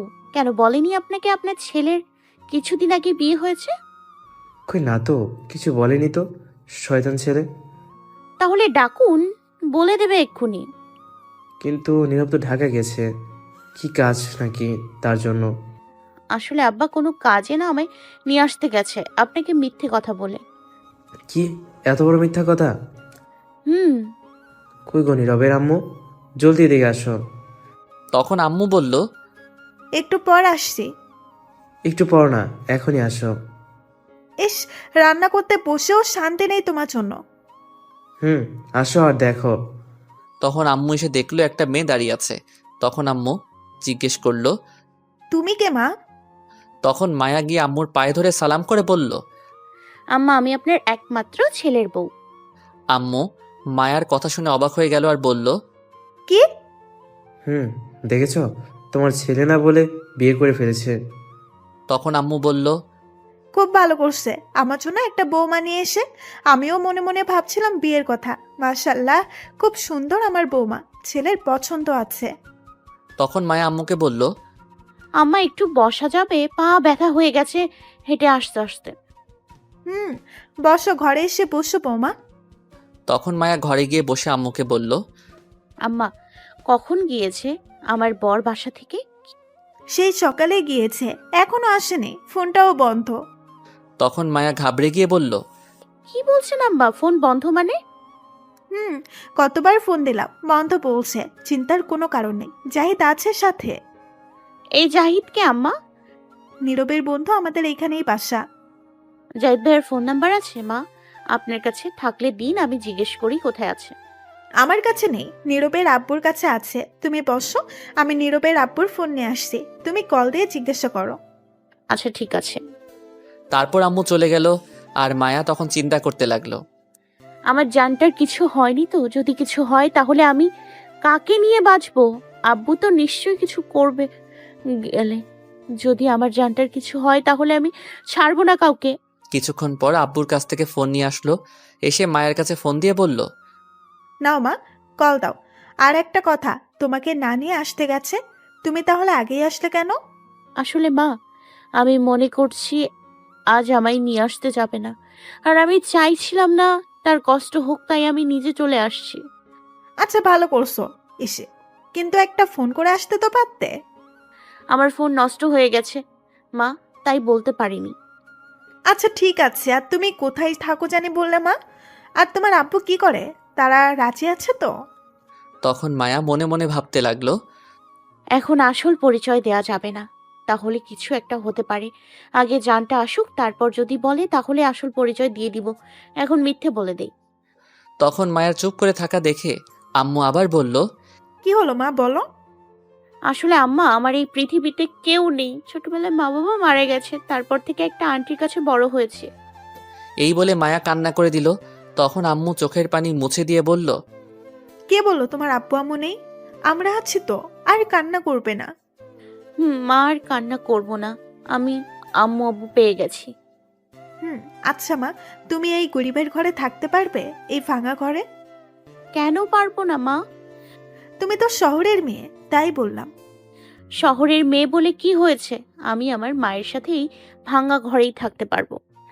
আচ্ছা তুমি বসো, আমি রান্নাঘর থেকে আসছি। ঠিক আছে মা। তখন আম্মু চলে গেল আর মায়া তখন জাহিদকে ফোন দিল। কিন্তু ফোন দেওয়ার পর মায়া শুনতে পেল ফোনটা বন্ধ। তখন মায়া একটু ভয় পেয়ে গেল। তখন আবার ফোন করতে লাগলো, কিন্তু ফোনটা বারবার বন্ধ বলছে। তখন মায়া চিন্তার মধ্যে পড়ে গেল আর মনে মনে বলতে লাগলো, আমার জানটার কিছু হয়নি তো, ফোন বন্ধ থাকবে কেন দুজনের? দেখি তো আম্মুকে ফোন দিয়ে আজ বাসায় গিয়েছিল কিনা। তখন মায়া তার আম্মুর ফোনে কল দিল। কিছুক্ষণ কল হওয়ার পর রিসিভ হলো। তখন মায়া বলতে লাগলো, আম্মু, আম্মু, আমি মায়া। আমার জানটা নাকি আমার কাছে গেছে। কোথায় আমার জানটা? চলে আসছে কি সেখান থেকে? ওপাশ থেকে কোনো উত্তর আসছে না, শুধু ফুপিয়ে কান্না করার শব্দ আসছে। তখন মায়া আবার বলল, আম্মু, কিছু হয়নি তো আমার জানটার? তুমি কান্না করছো কেন বলো না। কোথায়? আমি আর থাকতে পারছি না। তখন মায়ের আম্মু ওপাশ থেকে কান্না করতে করতে বলল, তোর জানার নেই, তোর আব্বু মেরে ফেলেছে। মায়া এটা শুনেই সাথে সাথে চিৎকার দিয়ে অজ্ঞান হয়ে গেল। আম্মু মায়ার এমন চিৎকার শুনে দৌড়ে রান্নাঘর থেকে এসে দেখে মায়া অজ্ঞান হয়ে পড়ে আছে মাটিতে। তখন আম্মু দৌড়ে গিয়ে আব্বুকে ডাকলো। তখন আব্বু এসে দেখলো মায়া অজ্ঞান হয়ে পড়ে আছে। তখন আব্বু গিয়ে আমাদের গ্রামের ডাক্তারকে নিয়ে আসলো বাসায়, কারণ গ্রাম থেকে হাসপাতাল অনেক দূরে, তাই গ্রামের ডাক্তার নিয়ে আসলো। ডাক্তার এসে মায়াকে দেখে কিছুক্ষণ অবাক হয়ে তাকিয়ে রইল। তারপর ডাক্তার মায়াকে দেখে বলল, ভয়ের কিছু নেই, অজ্ঞান হয়ে গেছে, কিছু হয়নি। আমি ইনজেকশন দিচ্ছি, কিছুক্ষণের মাঝেই জ্ঞান ফিরে আসবে। আর কিছু ওষুধ দিব, আসেন নিয়ে যান। ঠিক আছে ডাক্তার সাহেব, চলুন। তখন আম্মু আব্বুকে বলল, কি এমন হলো মেয়েটার অজ্ঞান হয়ে গেল? কিছুক্ষণ আগেই দেখলাম কত হাসি খুশি ভালো ছিল। জ্ঞান ফিরলে জিজ্ঞেস করো কি হয়েছে। তখন ডাক্তার বলল, আচ্ছা, এই মেয়েটা কি হয় আপনাদের? আমার ছেলের বউ। কি বলছেন? আপনার ছেলে বিয়ে করলো কবে? কিছুদিন আগে বিয়ে করেছে দুজনে, আমাদেরকে না জানিয়ে। এখন আমার একটা অনুষ্ঠান করে সবাইকে জানিয়ে দেব। আচ্ছা, আপনারা কি এই মেয়ে সম্পর্কে কিছু জানেন? তার আব্বু কি করে, কোথায় থাকে? আমি সঠিক জানি না, তবে বলল কেউ নাই। তাহলে আপনাদের মিথ্যা কথা বলেছে। আব্বু আম্মু দুজনেই অবাক হয়ে গেল। আর তখন আব্বু বলল, কি বলছেন ডাক্তার? মিথ্যে বলছে মানে? মিথ্যা বলেছে। আপনাদের হয়তো ধারণা নেই এই মেয়ে কে জানেন।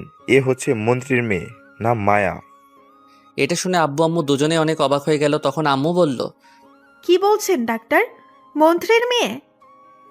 মন্ত্রীর মেয়ে। যাক, আপনাদের কপাল খুব ভালো, এত বড় ঘরের মেয়ে পেয়ে গেলেন।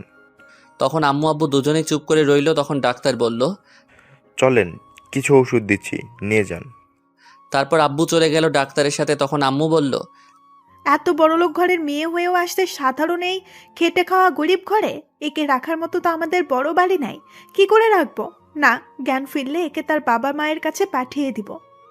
তারপর আম্মু কিছুক্ষণ বসে রান্না করতে চলে গেল। ওদিকে মায়ের আব্বু বাসায় গিয়ে মায়ের আম্মুকে বলল, শুনো, কিছুক্ষণ পর ছেলের বাড়ি থেকে তার আব্বু আর ছেলে আসবে, তুমি কোনো কথা বলবে না।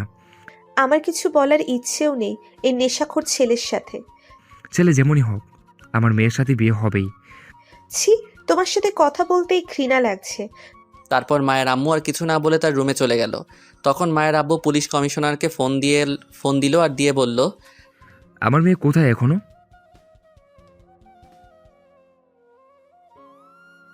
তাই যেন হয়, ফোন রাখছি।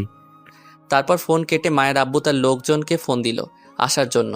কিছুক্ষণ পর তার লোক চলে আসলো। তখন মায়ের আব্বু জিজ্ঞেস করলো, ছেলে দুইটাকে একেবারে মেরে ফেলেছিস তো?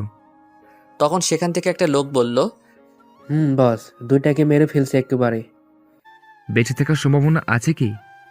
বেঁচে থাকার সম্ভাবনা নেই, কিন্তু যদি থেকেও থাকে তবু বাঁচতে পারবে না। কোথায় ফেলে আসছিস দুটাকে?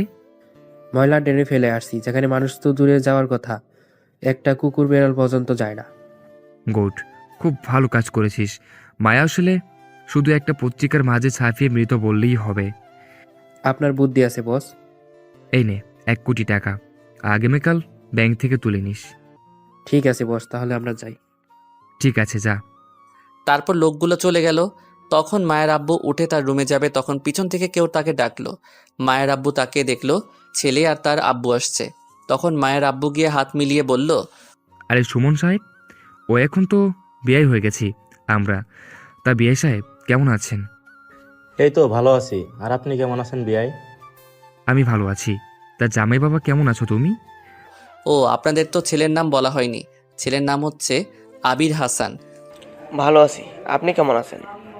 ভালো আছি, চলো বসে কথা বলি। চলুন এখন তাহলে সুমন সাহেবের পরিচয় দেই। সুমন সাহেব একসময় মন্ত্রী ছিলেন, খুব পাওয়ার ছিল তার, তাকে কেউ কিছু বলতে পারতো না, কারণ রাজনৈতিকের পাশাপাশি মানুষ মেরে ফেলতো, তাই তাকে ভয় পেত সবাই বেশি। যখনই দেশের প্রধানমন্ত্রী পরিবর্তন হয় তখন তাকে মন্ত্রী থেকে নামিয়ে দেওয়া হয়, কারণ জনগণ তাকে আর চায়নি, আন্দোলন করতে শুরু করে, তাই তাকে বাধ্য হয়ে নামিয়ে দেওয়া হয়। সুমন সাহেবের দুটি ছেলে, ছোট ছেলের নাম আরমান, ছোট ছেলে বর্তমানে জেল খাটছে 10 বছরের জন্য, কারণ দুটি মেয়েকে রেপ করে মেরে ফেলেছে, তাই তাকে 10 বছরের জেল দিয়েছে। আর আবির তার বড় ছেলে সারাদিন নেশার মাঝে পড়ে থাকে, রাতে মেয়ে নিয়ে হোটেলে এনজয় করে। সুমন সাহেবের স্ত্রী মারা গেছে অনেক আগে হার্ট অ্যাটাক করে, তারপর আর সে বিয়ে করেনি। সুমন সাহেব যখন মন্ত্রীর পদ থেকে সরে আসে তারপর থেকে তার একটু পাওয়ার কমে গেছে, তবুও এখনও অনেক বড় বড় নেতা তাকে ভয় পায়। মায়ার আব্বু ছিল এমপি, তার খুব শখ ছিল সে মন্ত্রী হবে, তাই সে সুমন সাহেবের সাহায্য নিয়ে মন্ত্রী হয়, কারণ এখনও সুমন সাহেব বড় বড় নেতাদের যা বলে তাই করে, আর মন্ত্রী করে দেওয়ার বিনিময়ে মায়াকে চায় তার বড় ছেলের বউ হিসেবে। তখন মায়ার আব্বু মন্ত্রী হওয়ার জন্য কথা দেয় মায়াকে তার ছেলের সাথে বিয়ে দিবে যদি সে মন্ত্রী হতে পারে। তারপর মায়ার আব্বু মন্ত্রী হওয়ার সকল সাহায্য করেছে, অবশেষে মায়ার আব্বু মন্ত্রী হয়ে গেছে, তাই তার কথা অনুযায়ী মায়াকে তার ছেলের সাথে বিয়ে দিবে। এখন গল্পে ফেরা যাক। তারপর সবাই বসে পড়ল সোফায়। তখন মায়ার আব্বু তাদের কাজের লোককে বলে কিছু নিয়ে আসতে, তারপর কাজের লোক গিয়ে ফল, মিষ্টি, দই ইত্যাদি এইগুলো দিয়ে যায়। তখন সুমন সাহেব বলে, মায়াকে পাওয়া গেছে? আগামীকালের মধ্যে বলল খুঁজে নিয়ে আসবে। তাহলে আর চিন্তা কিসের, আমরা 2 দিন পর না হয়ে এসে বিয়ের দিন তারিখ ঠিক করব। আমিও তাই ভাবছিলাম। রিয়ান সাহেব কোথায়? রুমে শুয়ে আছে, বলল মাথা ব্যথা করছে মনে হয়, ঘুমিয়ে আছে, ডাকবো? না, ডাকার দরকার নেই, ঘুমিয়ে থাকুন। তারপর সবাই মিলে আরও কিছুক্ষণ কথা বলে চলে গেল। যাওয়ার পর মায়ার আব্বু বসে বসে টিভি দেখতে লাগলো। রাতে মায়ার আব্বু আর আম্মু খাবার খেয়ে ঘুমিয়ে পড়ল। এদিকে মায়ার এখনও জ্ঞান ফিরেনি। আব্বু আম্মু চিন্তার মধ্যে পড়ে গেল, ডাক্তারকে ফোন করে সব বলল। তখন ডাক্তার বলল একটু সময় লাগবে, তার শরীরে অনেক দুর্বল, তাই জ্ঞান ফিরতে লেট হবে। তারপর আব্বু আম্মু না খেয়ে শুয়ে পড়ল। মায়ার জ্ঞান ফিরল। মাঝরাতে মায়া তাকিয়ে দেখল আম্মু তার পাশে শুয়ে আছে, আব্বু নেই। তখন মায়া উঠে কান্না করতে লাগলো। মায়ার কান্না শুনে আম্মুর ঘুমটা ভেঙে গেল। তখন ঘুম থেকে উঠে বলল, কি হয়েছে মা, তুমি কাঁদছো কেন? কি হয়েছে? মায়া কান্না করতে করতে বলল, মা, আমরা জানটা। এই বলে আবারও কান্নায় ভেঙে পড়ল। তখন আম্মু বলল, মারে কাঁদিস না, তুই বল কি হয়েছে, আমায় বল। কিন্তু মায়া কান্না করতে লাগলো। কি করে বলবে, সে তার জানটা আর নেই এই পৃথিবীতে, কান্নার কারণে কিছুই বলতে পারছে না। কিছুক্ষণ পর আম্মু বলল, এইভাবে কান্না না করে আমায় বল কি হয়েছে, আর যদি না বলিস তাহলে কান্না না করে সমাধান কর। তখন মায়া মনে মনে বলল, কি করে এখন তোমাকে বোঝাবো? তখন আম্মু বলল, মারে কাঁদিস না, বল আমায় কি হয়েছে বল। তখন মায়া একটু কান্না থামিয়ে বলল, কি করে থাকবো এখন আমি মা, তাকে ছাড়া একটা মুহূর্ত থাকতে পারবো না। তোর কথার কিছুই বুঝি না, ভালো করে বল। মায়া যখনই বলতে যাবে কিন্তু কিছু একটা ভেবে থেমে গেল, আর মনে মনে ভাবতে লাগলো, না, এখন বলা ঠিক হবে না। আমার জান আমায় ছেড়ে চলে যেতে পারে না, আমি বিশ্বাস করি না। আমায় ছেড়ে চলে গেছে, নিশ্চয়ই আটকে রাখছে আব্বু। আমি আব্বুকে ছাড়বো না, এক্ষুনি যাব। তখন আম্মু বলল, কি রে বল কি হয়েছে।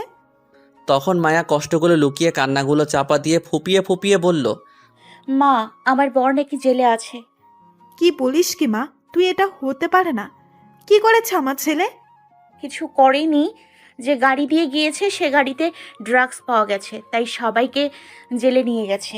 কিসের ড্রাগস? এটা কি সেই ডাব সাবান যেটা শরীরে দেয়? আরে না, এটা সাবান না, তুমি বুঝতে পারবে না। এটা একটা নেশা জাতীয় দ্রব্য। এখন আমার ছেলের কি হবে? আমি আছি, আমি গিয়ে নিয়ে আসছি, তুমি চিন্তা করবে না, আমি খুব তাড়াতাড়ি নিয়ে আসবো। আচ্ছা একটা সত্যি কথা বলবি মা? কি বলো মা? তুই কে, এটা সত্যি কথা বলবি? সত্যি কথা বললে আমায় ঘর থেকে বের করে দেবে না তো? তুই বল আগে। তুমি বলো আগে, ঘর থেকে বের করে দেবে না তো? আচ্ছা ঠিক আছে বল। আমি মন্ত্রীর মেয়ে। তাহলে তুই মায়ের কাছে মিথ্যা কথা বললি কেন? ভয় হচ্ছিল যদি তুমি মেনে না নাও, তাই বলছি। সবাই রাজি আছে। আমি রাজি করিয়ে নিব। থাকতে পারবি এই ভাঙা গরিব ঘরে? থাকতে পারবো। তোমরা যেখানে রাখবে থাকবো, যা খেতে দেবে খাবো, কিন্তু আমার বরটাকে দিও। ঠিক আছে পাগলি মেয়ে কোথাকার। আম্মু, আমি এক্ষুনি চলে যাব। এত রাতে? সকালে যাস? ওই তো আজান দিচ্ছে, কিচ্ছু হবে না, আমি গিয়ে আমার বরটাকে নিয়ে আসছি। তুই সকালে যাবি, এত রাতে যাওয়ার দরকার নেই। ঠিক আছে, আর কিছুক্ষণ পর তাহলে যাই। পাগল হয়ে গেছে। আচ্ছা ঠিক আছে যাস, এখন শুয়ে থাক। তুমি শুয়ে থাকো, আমি আর ঘুমাবো না। তখন আম্মু শুয়ে পড়লো আর মায়া মনে মনে বলতে লাগলো, কি করে ঘুমাবো? ভিতরে সব পুড়ে যাচ্ছে, পারছি না চিৎকার করে কাঁদতে। কিছুক্ষণ পর মায়া বেরিয়ে পড়লো রুম থেকে। নিজেকে সামলে রাখতে পারছে না বলে কিছুটা দূরে গিয়ে মায়া হাঁটু গেড়ে বসে চিৎকার করে কাঁদতে লাগলো আর বলতে লাগলো, আল্লাহ, তুমি কেন আমার সাথে এমন করছো? কি করেছি আমি? কেন কষ্ট দিচ্ছ আমায়?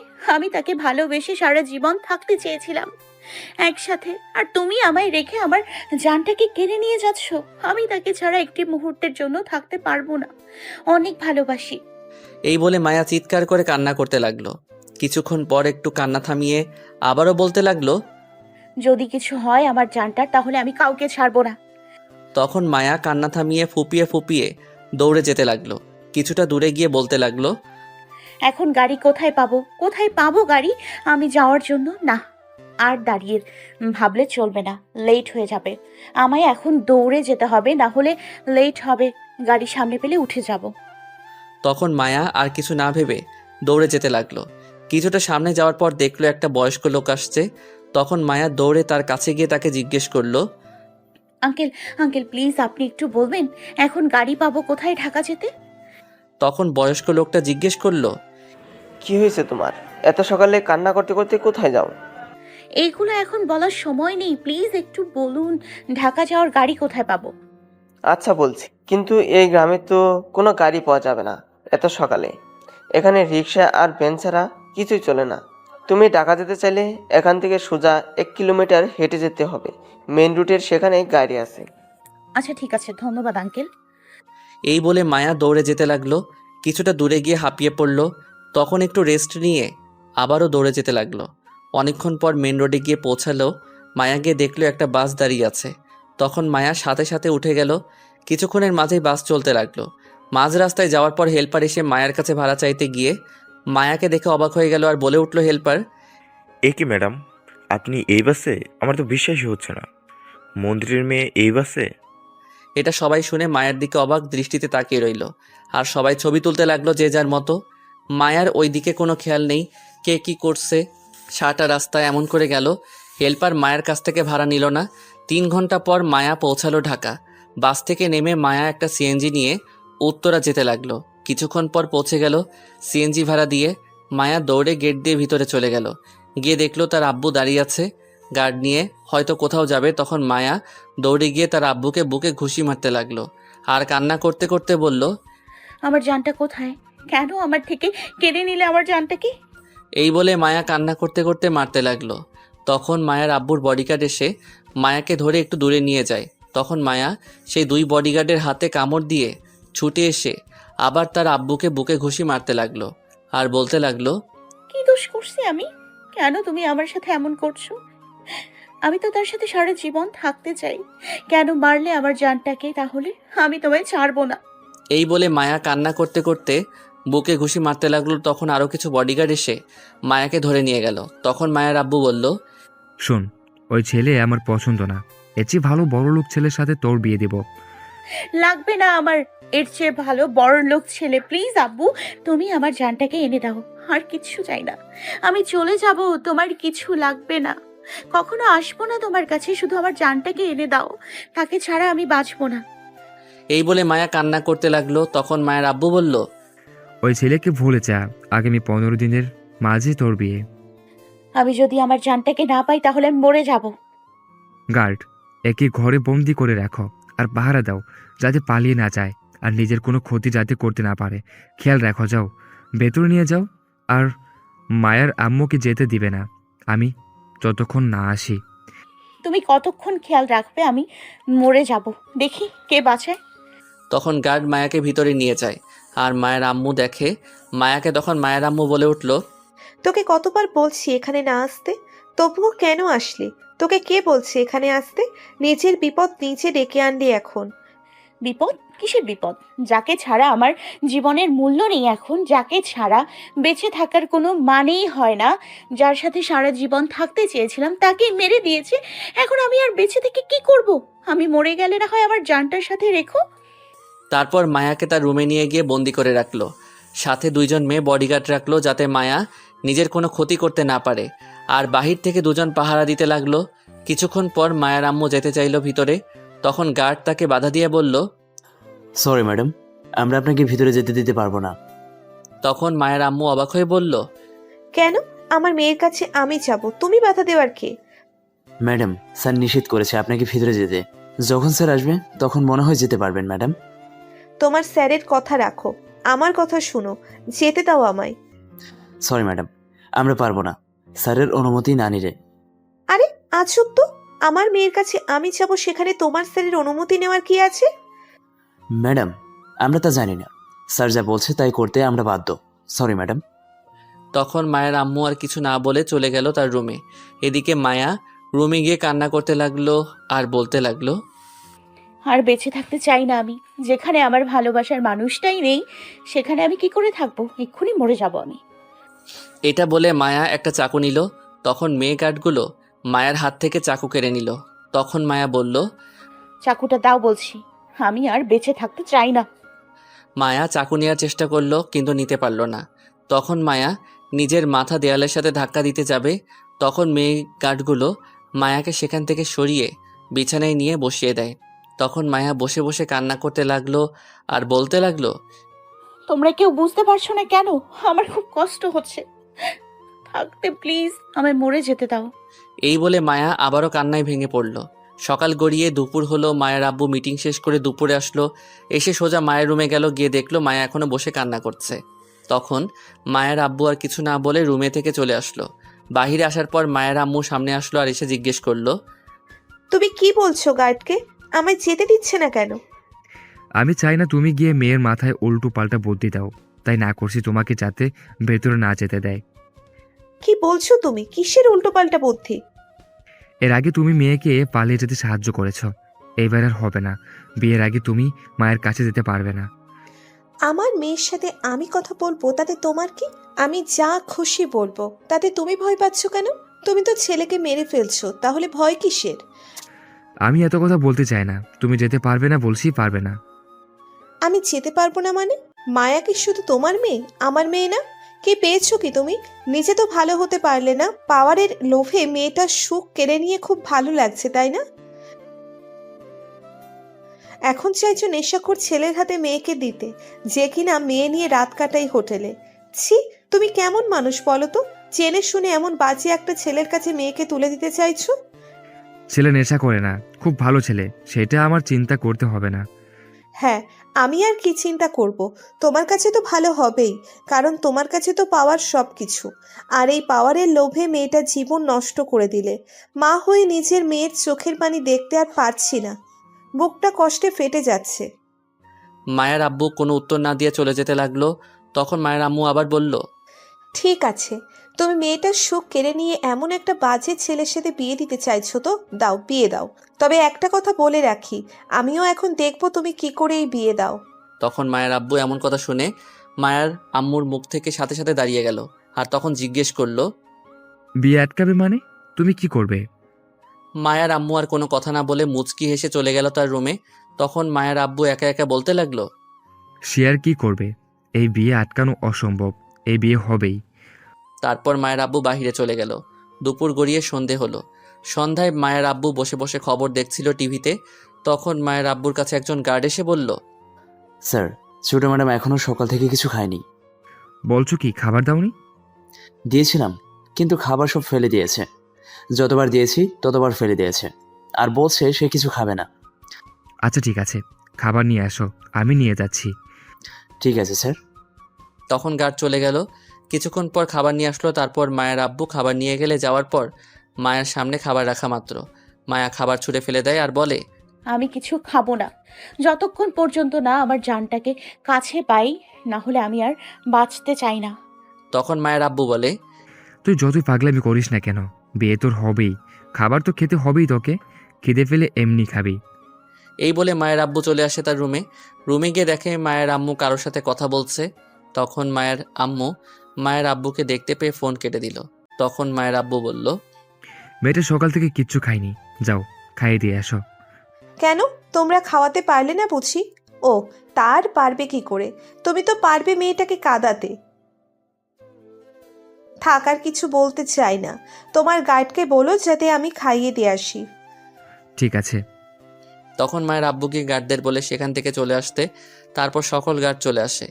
আর মায়ের আম্মু খাবার নিয়ে রুমে যাওয়া মাত্রই মায়া দৌড়ে গিয়ে জড়িয়ে ধরে কান্না করতে করতে বলল, আম্মু তুমি আসছো? আমি আর থাকতে পারছি না, অনেক কষ্ট হচ্ছে আম্মু। তখন মায়ের আম্মু মায়ের চোখের পানি মুছে দিয়ে বলল, কাঁদিস না মা। আম্মু তুমি আমায় একটা বিষ এনে দাও, মরে যাই খেয়ে। চুপ, এইগুলো কথা আর বলবি না, তাহলে মায়ের দিব। কি করব, যার সাথে থাকতে চেয়েছিলাম সারা জীবন তাকেই মেরে ফেলছে, আমায় একা রেখে চলে গেছে। তাহলে আমি কি করে থাকবো? এখন তাকে ছাড়া আর থাকতে চাই না, আমায় মেরে ফেলো। চুপ কর তো, মরে যাবো যাবো বলছিস? কে মরে গেছে? কেউ মরেনি, দুজনেই বেঁচে আছে। তখন মায়া অবাক হয়ে বলল, কি বলছো আম্মু? সত্যি আমার জানটা বেঁচে আছে? বেঁচে আছে। কোথায় আছে? কোথায় আছে আম্মু? কোথায় আমার জানটা? আমায় নিয়ে চলো এক্ষুনি, প্লিজ নিয়ে চলো। আমি এক্ষুনি যাবো আমার জানটার কাছে। না, এখন যাওয়া যাবে না, গেলে সমস্যা হবে। এদিকে আয়, এখানে বসে থাক, আমি তোকে খাইয়ে দিচ্ছি। না, আমি খাবো না, আমি আমার জানটার কাছে যাব। তুই এখন না খেলে আমি কিন্তু কখনো তোকে নিয়ে যাব না। ঠিক আছে, খাইয়ে দাও তাহলে, তবু আমার জানটার কাছে নিয়ে যাও। তখন মায়ের আম্মু হাত ধুয়ে এসে মায়াকে খাইয়ে দিতে লাগলো আর বলতে লাগলো, যখন নীরবকে মেরে তার লোক ডাস্টবিনে ফেলে আসছিল, তখন তোর আব্বু রুমে এসে ঘুমিয়েছিল। আর আমি তোর আব্বুর ফোন থেকে এই ফাঁকে যে মেরেছিল ওই লোকের ফোন নাম্বার নিয়ে কল দিয়ে বলছি তারা যেন নীরবকে হাসপাতালে নিয়ে যায়। তারা প্রথমে রাজি হয়নি, যখন 2 কোটি টাকা দেওয়ার কথা বলছি তখন রাজি হয়েছে। তারপর সেখান থেকে নিয়ে হাসপাতালে যায়, এখন আইসিইউতে আছে দুজন। কিন্তু আম্মু, এটা তো আব্বু জানতে পারবে তুমি যে বাঁচিয়েছো দুজনকে, কারণ এরা তো আব্বুর লোক। যদি বলে দেয় তখন তো আব্বু আমাকে মারবে। চিন্তা করিস না, আমি তাদের এটা বলতে না করেছি। তারা কথা দিয়েছে আমায় বলবে না, আর এটা বলতে গেলে তারাও বিপদে পড়বে, তাই তো টাকা দিয়েছি এতগুলো। বুঝতে পারছি। এখন খেয়ে নে জলদি। আচ্ছা আম্মু, আমার খাওয়া শেষ হলে প্লিজ নিয়ে যেও আমার জানটার কাছে, খুব কষ্ট হচ্ছে, জানো একটু দেখবো, নিয়ে যাবে? এখন না মা, আরও কিছুদিন যাক, তারপর নিয়ে যাব। প্লিজ আম্মু, একটু নিয়ে চলো, আমি একটু দেখে জড়িয়ে ধরবো, খুব কষ্ট হচ্ছে জানো, জড়িয়ে ধরলে কষ্ট কমে যাবে একটু। শোন মা, তুই যদি এখন বাহিরে যেতে চাস তাহলে তোর আব্বু নিশ্চয়ই সন্দেহ করবে আমার উপর, আর বুঝতে পারবে আমি আবারও কিছু একটা করেছি, তাই তোকে কিছুদিন ঘরে বন্দি থাকতে হবে। কিন্তু ঘরে থাকলে তো আব্বু আমার বিয়ে দিয়ে দেবে জোর করে। তুই সেই চিন্তা করিস না, তোর বিয়ে হবে না ওই ছেলের সঙ্গে। কি করে তুমি এই বিয়ে বন্ধ করবে? সেটা তোর এখন চিন্তা করতে হবে না, আমি সেই ব্যবস্থা করছি। তুই শুধু কিছুদিন ঘরে থাক আর অপেক্ষা কর। ঠিক আছে আম্মু, আমি তাই করব। আর একটা কথা, তোর আব্বু যা বলবে তাই করবি এখন থেকে, এবং যদি বিয়ের কথা বলে তাহলে বলবি তুই রাজি।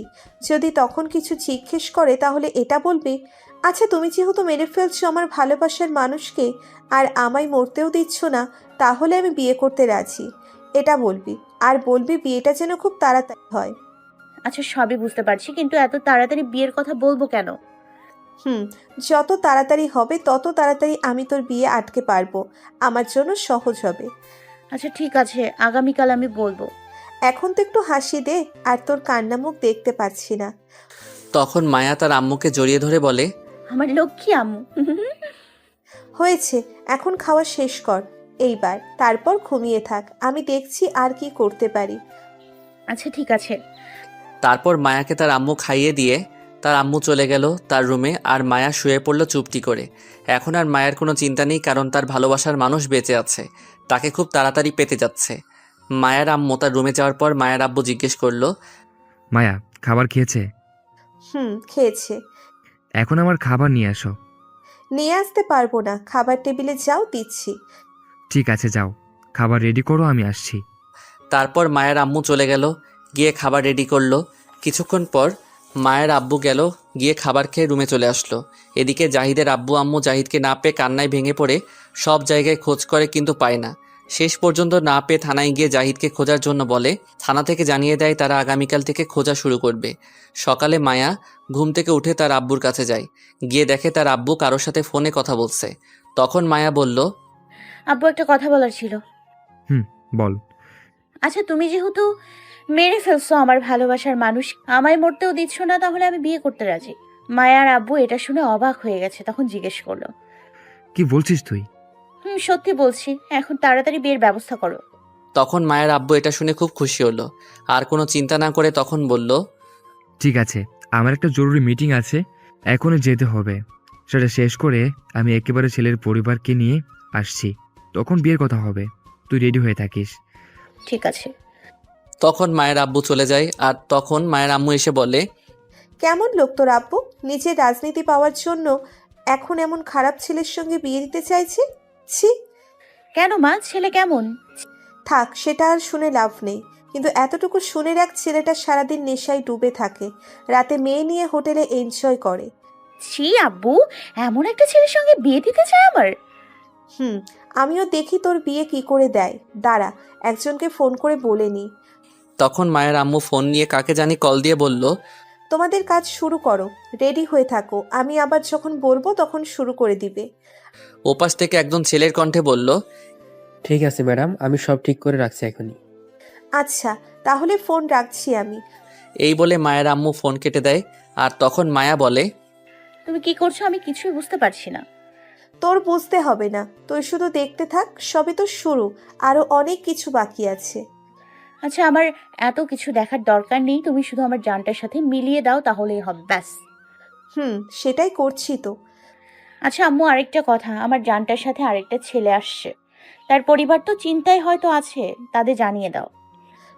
আমি কিছুক্ষণ আগে বলে দিয়েছি যাতে তার পরিবারকে জানিয়ে দেওয়া হয়, আর এটাও বলে দিয়েছি তাদের যাতে এই বিষয়ে না বলে কি হয়েছে, যদি জিজ্ঞেস করে তাহলে বলতে বলছি অ্যাক্সিডেন্ট হয়েছে। ভালো করছো, আর এটাও বলে দিও যাতে আমার জানটার আব্বু আম্মুকে না বলে, তাহলে সমস্যা হবে, তারা অতিরিক্ত চিন্তার মধ্যে পড়ে যাবে, তারপর অসুস্থ হয়ে পড়বে। তুই চিন্তা করিস না এগুলো নিয়ে, আমি সব দেখছি। ঠিক আছে আম্মু। তোর আব্বু পাওয়ারের জন্য সব করতে পারে, তো আমি আমার মেয়ের জন্য সব করতে পারি, দেখি তোর আব্বু আর কি করে। তখন মায়া তার আম্মুকে জড়িয়ে ধরে বলে, লাভ ইউ মা। Love you too. তখন মায়ের আম্মু আবার মায়াকে বলল, চল এখন সকলের নাস্তা করে নিবি। ঠিক আছে চলো, তুমি খাইয়ে দেবে কিন্তু। তারপর মায়ের আম্মু আর মায়া চলে গেল নাস্তা করতে। তারপর গিয়ে মায়ের আম্মু খাবার নিয়ে মায়াকে খাইয়ে দিতে লাগলো। তখন মায়া বলল, আম্মু, আজকে আমার জানকে কি দেখতে পারবো? না, 1 সপ্তাহের আগে দেখা যাবে না। তখন মায়া মন খারাপ করে বলল, কেন আম্মু, একটু দেখা করতে দাও প্লিজ। এমন করো কেন, একটু দেখে জড়িয়ে ধরে চলে আসবো প্লিজ। জানো মনটা ছটফট ছটফট করছে, কখন গিয়ে একটু দেখবো। না, তা হবে না, 1 সপ্তাহ পর একেবারে দুজন চলে যাবি। তখন মায়া খুশি হয়ে বলল, সত্যি বলছো আম্মু তুমি? সত্যি বলছি। আর একটা কথা, ছেলের বাড়ি থেকে লোক আসলে একটু ভালো ব্যবহার করবি। ঠিক আছে, তুমি যেমন বলো। নে, এখন তাড়াতাড়ি খেয়ে নে খাবার। তারপর মায়ার খাওয়া শেষ হলে রুমে চলে যায়, গিয়ে শুয়ে রইল। সন্ধ্যায় মায়ের আব্বু আসলো মিটিং শেষ করে, সাথে সুমন সাহেব আবির আসলো। তখন সুমন সাহেব মায়ার আম্মুকে দেখে বলল, কেমন আছেন বিয়াই? তখন মায়ার আম্মু উত্তর দিল, ভালো আছি, আপনি কেমন আছেন? ভালো আছি, বসেন কথা বলি। তখন মায়ের আম্মু আব্বু সবাই বসে পড়ল। তখন মায়ের আম্মু আবিরকে জিজ্ঞেস করলো, আবির বাবা, তুমি কেমন আছো? ভালো আছি, আপনি কেমন আছেন? ভালো আছি বাবা। তারপর সবাই মিলে বসে কথা বলতে লাগলো। 10 মিনিট পর সুমন সাহেব বলল, বেয়ান, বোমা কোথায় নিয়ে আসেন দেখি। তখন মায়ার আব্বু বলল, মায়ের আম্মু, যাও মায়াকে নিয়ে আসো জলদি। তখন মায়ের আম্মু উঠে চলে গেল মায়াকে নিয়ে আসতে। মায়ের আম্মু মায়ের রুমে গিয়ে দেখে মায়া বসে আছে আর গেম খেলছে। মায়ার আম্মুর ফোন দিয়ে তখন মায়ার আম্মু বলল, চল মায়া, রেডি হয়ে নে, ফোন রাখ, চলে আসছে। তখন মায়া ফোনের দিকে তাকিয়ে বলল, দাঁড়াও দাঁড়াও দাঁড়াও, গেমটা শেষ করে নিই তারপর যাচ্ছি। দূর চল তো, তুই কি ছোট্ট মেয়ে নাকি যে গেম খেলছিস? আমি তো ছোট মেয়েই, বড় হলাম কবে।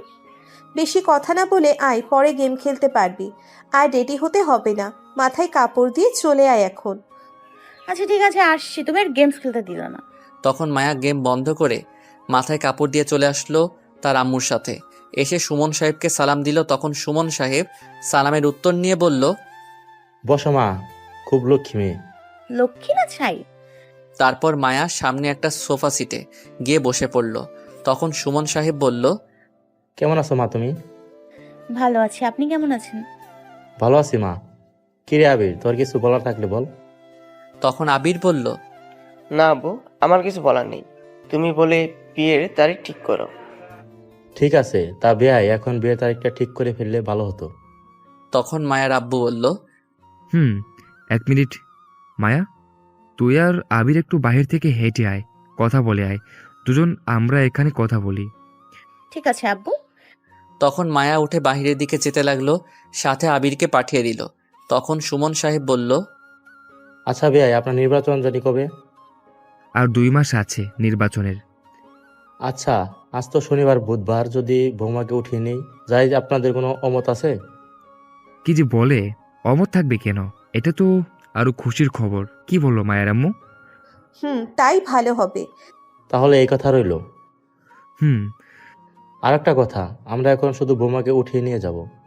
নির্বাচনের পরে বড় করে একটা অনুষ্ঠান করে সবাইকে জানিয়ে দিব, কি বলেন ভাই? এটাই ভালো হবে। সামনে নির্বাচন আছে, এখন এত বড় অনুষ্ঠান করার প্রয়োজন নেই। নির্বাচনের পর না হয় বড় করে অনুষ্ঠান করা যাবে। এখন আপাতত কিছু আত্মীয় স্বজনদের বললে হবে। তাই হবে তাহলে। তারপর সবাই মিলে কথা বলতে লাগলো। কিছুক্ষণ পর আবির এসে গেল। তখন সুমন সাহেব বলল, কিরে, বৌমার সাথে কথা বলা শেষ? তখন আবির একটু রাগী গলায় বলল। তখন মায়ের আম্মু আবিরের দিকে লক্ষ্য করলো। চোখে রাগ দেখা যাচ্ছে কিন্তু বলতে পারছে না। মায়ের আম্মু বুঝতে পারছে মায়া নিশ্চয়ই কিছু একটা করছে। তখনই সুমন সাহেব বলল, তাহলে আজ চলি ভাই, আবার আসবো মেয়েকে তুলে নিয়ে যেতে। সে কি, চলে যাবেন মানে? কিছু খেয়ে যেতে হবে, না খেয়ে যেতে দিব না। মায়ের আম্মু, সবাইকে খাবার দাও। ঠিক আছে। তারপর মায়ার আম্মু গিয়ে টেবিলে খাবার দিল। তখন সুমন সাহেব, আবির, মায়ার আব্বু বসে খেতে লাগলো। মায়া আর মায়ার আম্মু খায়নি, খাওয়া শেষ করে চলে যাবে। তখন সুমন সাহেব চলে যাওয়ার আগে মায়াকে 10,000 টাকা দিয়ে যায় তার হাতে। তারপর চলে যেতে লাগলো। তখন সাথে মায়ের আব্বু যায় এগিয়ে দিয়ে আসতে। তখন মায়া তার আম্মুকে জিজ্ঞেস করলো, আম্মু, এই টাকা কিসের জন্য দিল বুঝতে পারলাম না। এটা দিয়েছে তোকে দেখার জন্য। ছেলেদের পক্ষ থেকে যদি মেয়ের বাড়ি এসে মেয়েকে দেখে তাহলে মেয়েকে টাকা দিতে হয়। ও, বুঝতে পারছি। যাক, আমার বরের পাঞ্জাবি পায়জামার টাকা হয়ে গেছে। ও ভালো কথা। আবিরকে দেখলাম রেগে আছে, কি করলি তুই বল তো? আমরা বাইরে যাওয়ার পর দুজন হাঁটছি, তখনই আবির আমার একদম কাছে এসে আমার হাত ধরে ফেলছে আর খারাপ দৃষ্টিতে তাকাতে লাগলো। তাই আমি তার হাত সারিয়ে বলছি আমার কাছে যাতে না আসে, দূরে থাকে, যা বলার বলতে। তারপর আমি ফোন বের করে গেম খেলতে লাগলাম মন দিয়ে। আবির আবির কি বললো তারপর আর শুনতে পাইনি। কিছুক্ষণ পর দেখে আবির নেই। ও আচ্ছা, এই কথা। আচ্ছা, তুই তোর রুমে যা এখন। তারপর মায়া চলে গেল। তখনই মায়ের আম্মুর ফোনে কল আসে। ফোন রিসিভ করার পর ওপাশ থেকে একজন ছেলে বলল, ম্যাডাম, স্যার সব জেনে গেছে এবং আমাদের সব লোককে মেরে হাসপাতালে পাঠিয়ে দিয়েছে। আমি কোনো মতে বেশি আসছি। সরি ম্যাডাম, কিছু করতে পারবো না আমি। তখন মায়ের আম্মু অবাক হয়ে বলল, কি বলছো তুমি? তোমার স্যার কি করে জানবে এই কথা? এখন তো বিয়ে ঠিক হয়ে গেছে 3 দিন পর। আমি জানি না ম্যাডাম, কি করে জানলো? সরি ম্যাডাম, আমি আর কিছু করতে পারবো না। এই বলে ফোন কেটে দিল। তখন মায়ের আম্মু ঠাস করে সোফা সিটে বসে পড়ল। তার সব প্ল্যান নষ্ট হয়ে গেছে।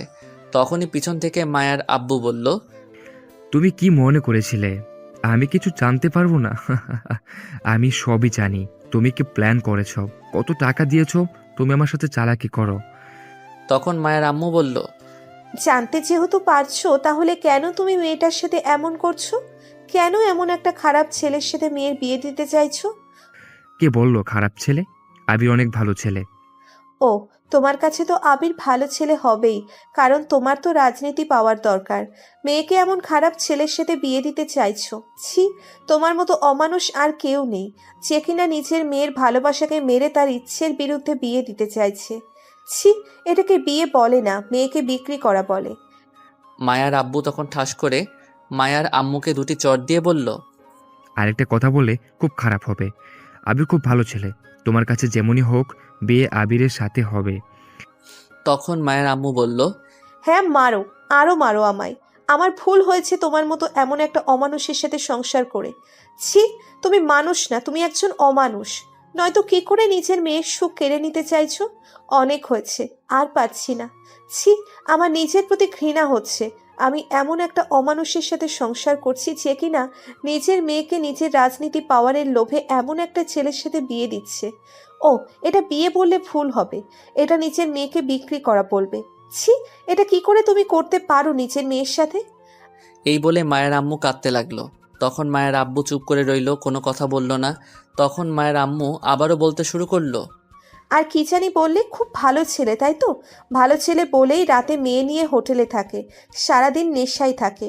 আমি মা হয়ে কি করে এমন একটা ছেলের সাথে বিয়ে দিব? মেয়েটার দিকে একবার তাকিয়ে দেখেছো মেয়েটা কেমন হয়ে গেছে? আগের মতো আর হাসি খুশি নেই, শুকিয়ে কি হয়েছে দেখেছো একবার মেয়েটাকে তুমি? এবারও মায়ের আব্বু কোনো উত্তর দিল না, চুপ করে রইল। তখন মায়ের আম্মু আবার বলল, ও, তুমি এইগুলা দেখবে কেন? তুমি তো আছো তোমার রাজনীতি নিয়ে আর পাওয়ার নিয়ে। নিজের মেয়েকে দিয়ে পাওয়ার হাতে নিবে, তারপর যা খুশি করতে পারবে তোমার পাওয়ার নিয়ে। তুমি তো তোমার পাওয়ারের জন্য সব কিছু করতে পারো, শেষ পর্যন্ত নিজের মেয়েকে দিয়ে পাওয়ার নিতে চাইছো। ছি, একটিবার ভাবছো মেয়েটিকে জোর করে বিয়ে দিলে তোমার পাওয়ারের জন্যে তখন মেয়েটি কেমন থাকবে? তখন মায়ের আব্বু বলল, মেয়েটা তখন খুব ভালো থাকবে। আমি ভালোর জন্য আবিরের সাথে বিয়ে দিচ্ছি। তোমরা যাই কিছু বলো, আমার মত পাল্টাবে না। ছি, মেয়ের ভালোর জন্য বিয়ে দিচ্ছ, তাও এমন খারাপ ছেলের সাথে, তাও আবার নিজের পাওয়ার নিতে। ছি, মেয়েটা তখন ভালো থাকবে না, মেয়েটা তখন মরেও বেঁচে থাকবে, আর তুমি তো থাকবে তখন তোমার পাওয়ার নিয়ে। ছি, এমনটা কি করে তুমি বাবা হয়ে করছো?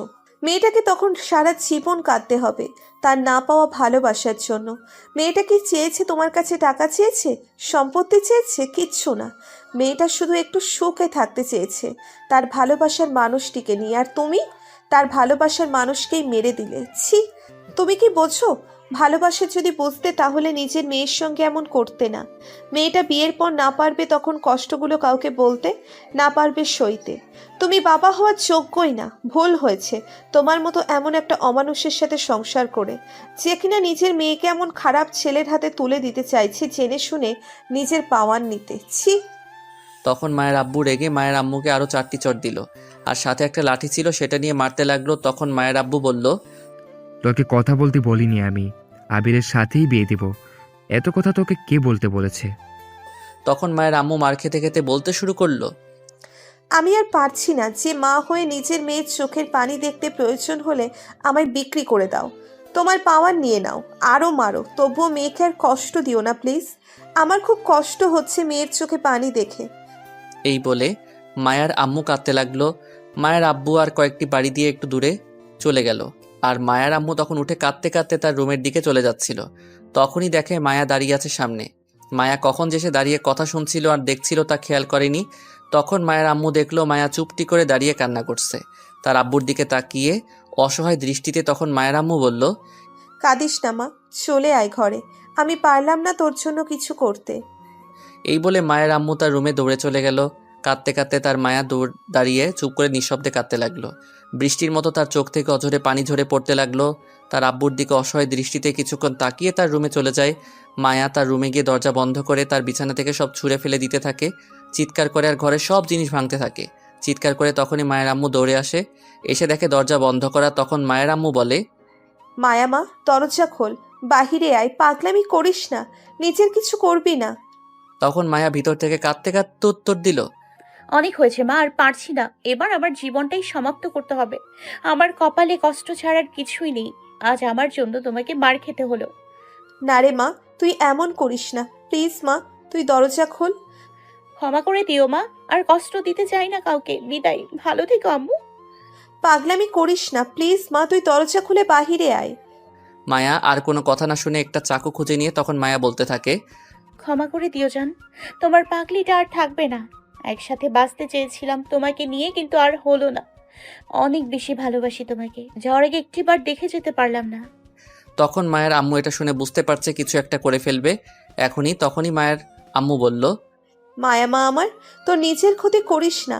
আমি তোকে এখনই তোর জানটার কাছে নিয়ে যাব, তুই বাহিরে আয়। তখন মায়া কোনো কথা বলল না। ভিতর থেকে উত্তর আসছে না। তখন মায়ের আম্মু ভয় পেয়ে গেল আর দৌড়ে নিচে যায়, গিয়ে দেখে মায়ের আব্বু নেই। তখন বাহির থেকে কিছু গার্ড নিয়ে আসে আর বলে দরজা ভাঙতে, কিন্তু দরজা অনেক মজবুত ছিল, যার কারণে ভাঙতে পারে না। 10 মিনিট পর অবশেষে দরজা ভেঙে ভিতরে যায়, গিয়ে দেখে মায়া পড়ে আছে, ফ্লোর রক্তে লাল হয়ে গেছে তার হাত। মায়া তার হাত চাকু দিয়ে কাটছে, দুটি হাতেই। তখন মায়ের আম্মু চিৎকার দিয়ে দৌড়ে মায়ের কাছে যায়, গিয়ে জড়িয়ে ধরে বলে, মারে, তুই কেন এটা করতে গেলি? তোকে ছাড়া আমি কি করে থাকবো? তুই আমায় ছেড়ে যেতে পারিস না। গার্ড, জলদি মায়াকে হাসপাতালে নিয়ে চলো। তখন গার্ড জলদি মায়াকে নিয়ে তাদের গাড়ি করে একটা হাসপাতালে নিয়ে যায়। ডাক্তার সাথে সাথে অপারেশন করার জন্য নিয়ে যায়। কিছুক্ষণ পর ডাক্তার বেরিয়ে বলে, ম্যাডাম, পেশেন্টের জন্য 2 ব্যাগ ও নেগেটিভ রক্ত লাগবে এখনই, না হলে বাঁচানো যাবে না, অনেক রক্ত চলে গেছে। তখন মায়ের আম্মু কাঁদতে কাঁদতে বলল, ডাক্তার, আমার মেয়েকে যে করেই হোক প্লিজ বাঁচান। আমার রক্ত ও নেগেটিভ, আমার শরীর থেকে সব রক্ত নিন। সরি, এত রক্ত আপনার শরীর থেকে নিতে পারবো না, আপনার শরীর থেকে 1 ব্যাগ নেওয়া যাবে। তখনই 2জন গার্ড বলল, ডাক্তার, আমাদের দুজনের রক্তই নেগেটিভ, চলুন আমরা দুজনেই দেব। আপনাদের দুজনের রক্ত দিলে হয়ে যাবে, চলুন। তারপর ডাক্তার দুজনকে নিয়ে চলে যায়। 1 ঘন্টা পর ডাক্তার বেরিয়ে আসলো। তখন মায়ের আম্মু দৌড়ে গিয়ে বলল, ডাক্তার, আমার মেয়ে এখন কেমন আছে? এমন করে কেউ হাত কাটে? আর একটু হলে হাত অচল হয়ে যেত। যাই হোক, আমরা আমাদের সর্বোচ্চ চেষ্টা করেছি, বাকিটা আল্লাহর উপর চিন্তা করতে হবে, বিপদমুক্ত। তখন মায়ের আম্মু বড় করে নিঃশ্বাস ফেলে বলল, ধন্যবাদ ডাক্তার, আমার মেয়েকে আমার বুকে ফিরিয়ে দেওয়ার জন্য। এখানে আমরা কিছুই করিনি, আমরা শুধু আমাদের কাজ করেছি, বাকিটা আল্লাহর উপর। আমার মেয়ের জ্ঞান কখন ফিরবে? আমি সঠিক বলতে পারছি না। ডাক্তার, আমার মেয়েটাকে সেই ছেলের সাথে একসাথে নিয়ে রাখেন। কোন ছেলেটা জানি ম্যাডাম? নীরব নামে ছেলেটার সাথে। আচ্ছা ঠিক আছে ম্যাডাম। এই বলে ডাক্তার চলে গেল। তখন মায়ের আম্মু তার বডিগার্ডকে বলল, শোনো, আগামীকাল সকালে নীরবের আম্মু আব্বুকে গিয়ে নিয়ে আসবে এইখানে তোমরা। তখন সেখান থেকে একজন গার্ড বলল, ম্যাডাম, স্যার কিছু বলবে না তো? তোমার স্যার কিছু বললে আমি দেখে নিব। ঠিক আছে ম্যাডাম। তারপর মায়াকে নীরবের সাথে নিয়ে গিয়ে রাখলো। তখন মায়ের আম্মু তাদের কাছে চলে গেল, গিয়ে দেখে নীরব মায়ের হাত ধরে পাশে বসে আছে আর কাঁদছে। নীরব এখন অনেকটা সুস্থ। তখন মায়ের আম্মুকে নীরব দেখতে পেয়ে বলল, আমার পাগলিটার কি হয়েছে? এমন করে শুয়ে আছে কেন? কি হয়েছে হাতে? তখন মায়ের আম্মু বলল, এই পৃথিবী থেকে চলে যেতে চেয়েছে, আত্মহত্যা করতে চেয়েছে। কি? আমায় রেখে চলে যেতে চেয়েছে? আমার জানটা আমায় রেখে চলে গেলে আমি কাকে নিয়ে থাকতাম? এই বলে আমি গিয়ে মায়ের কপালে একটা চুমু দিয়ে বললাম, ওই পাগলি, তুমি আমায় রেখে চলে যাবে, তাহলে আমি কাকে নিয়ে থাকবো? চোখ খোলো প্লিজ।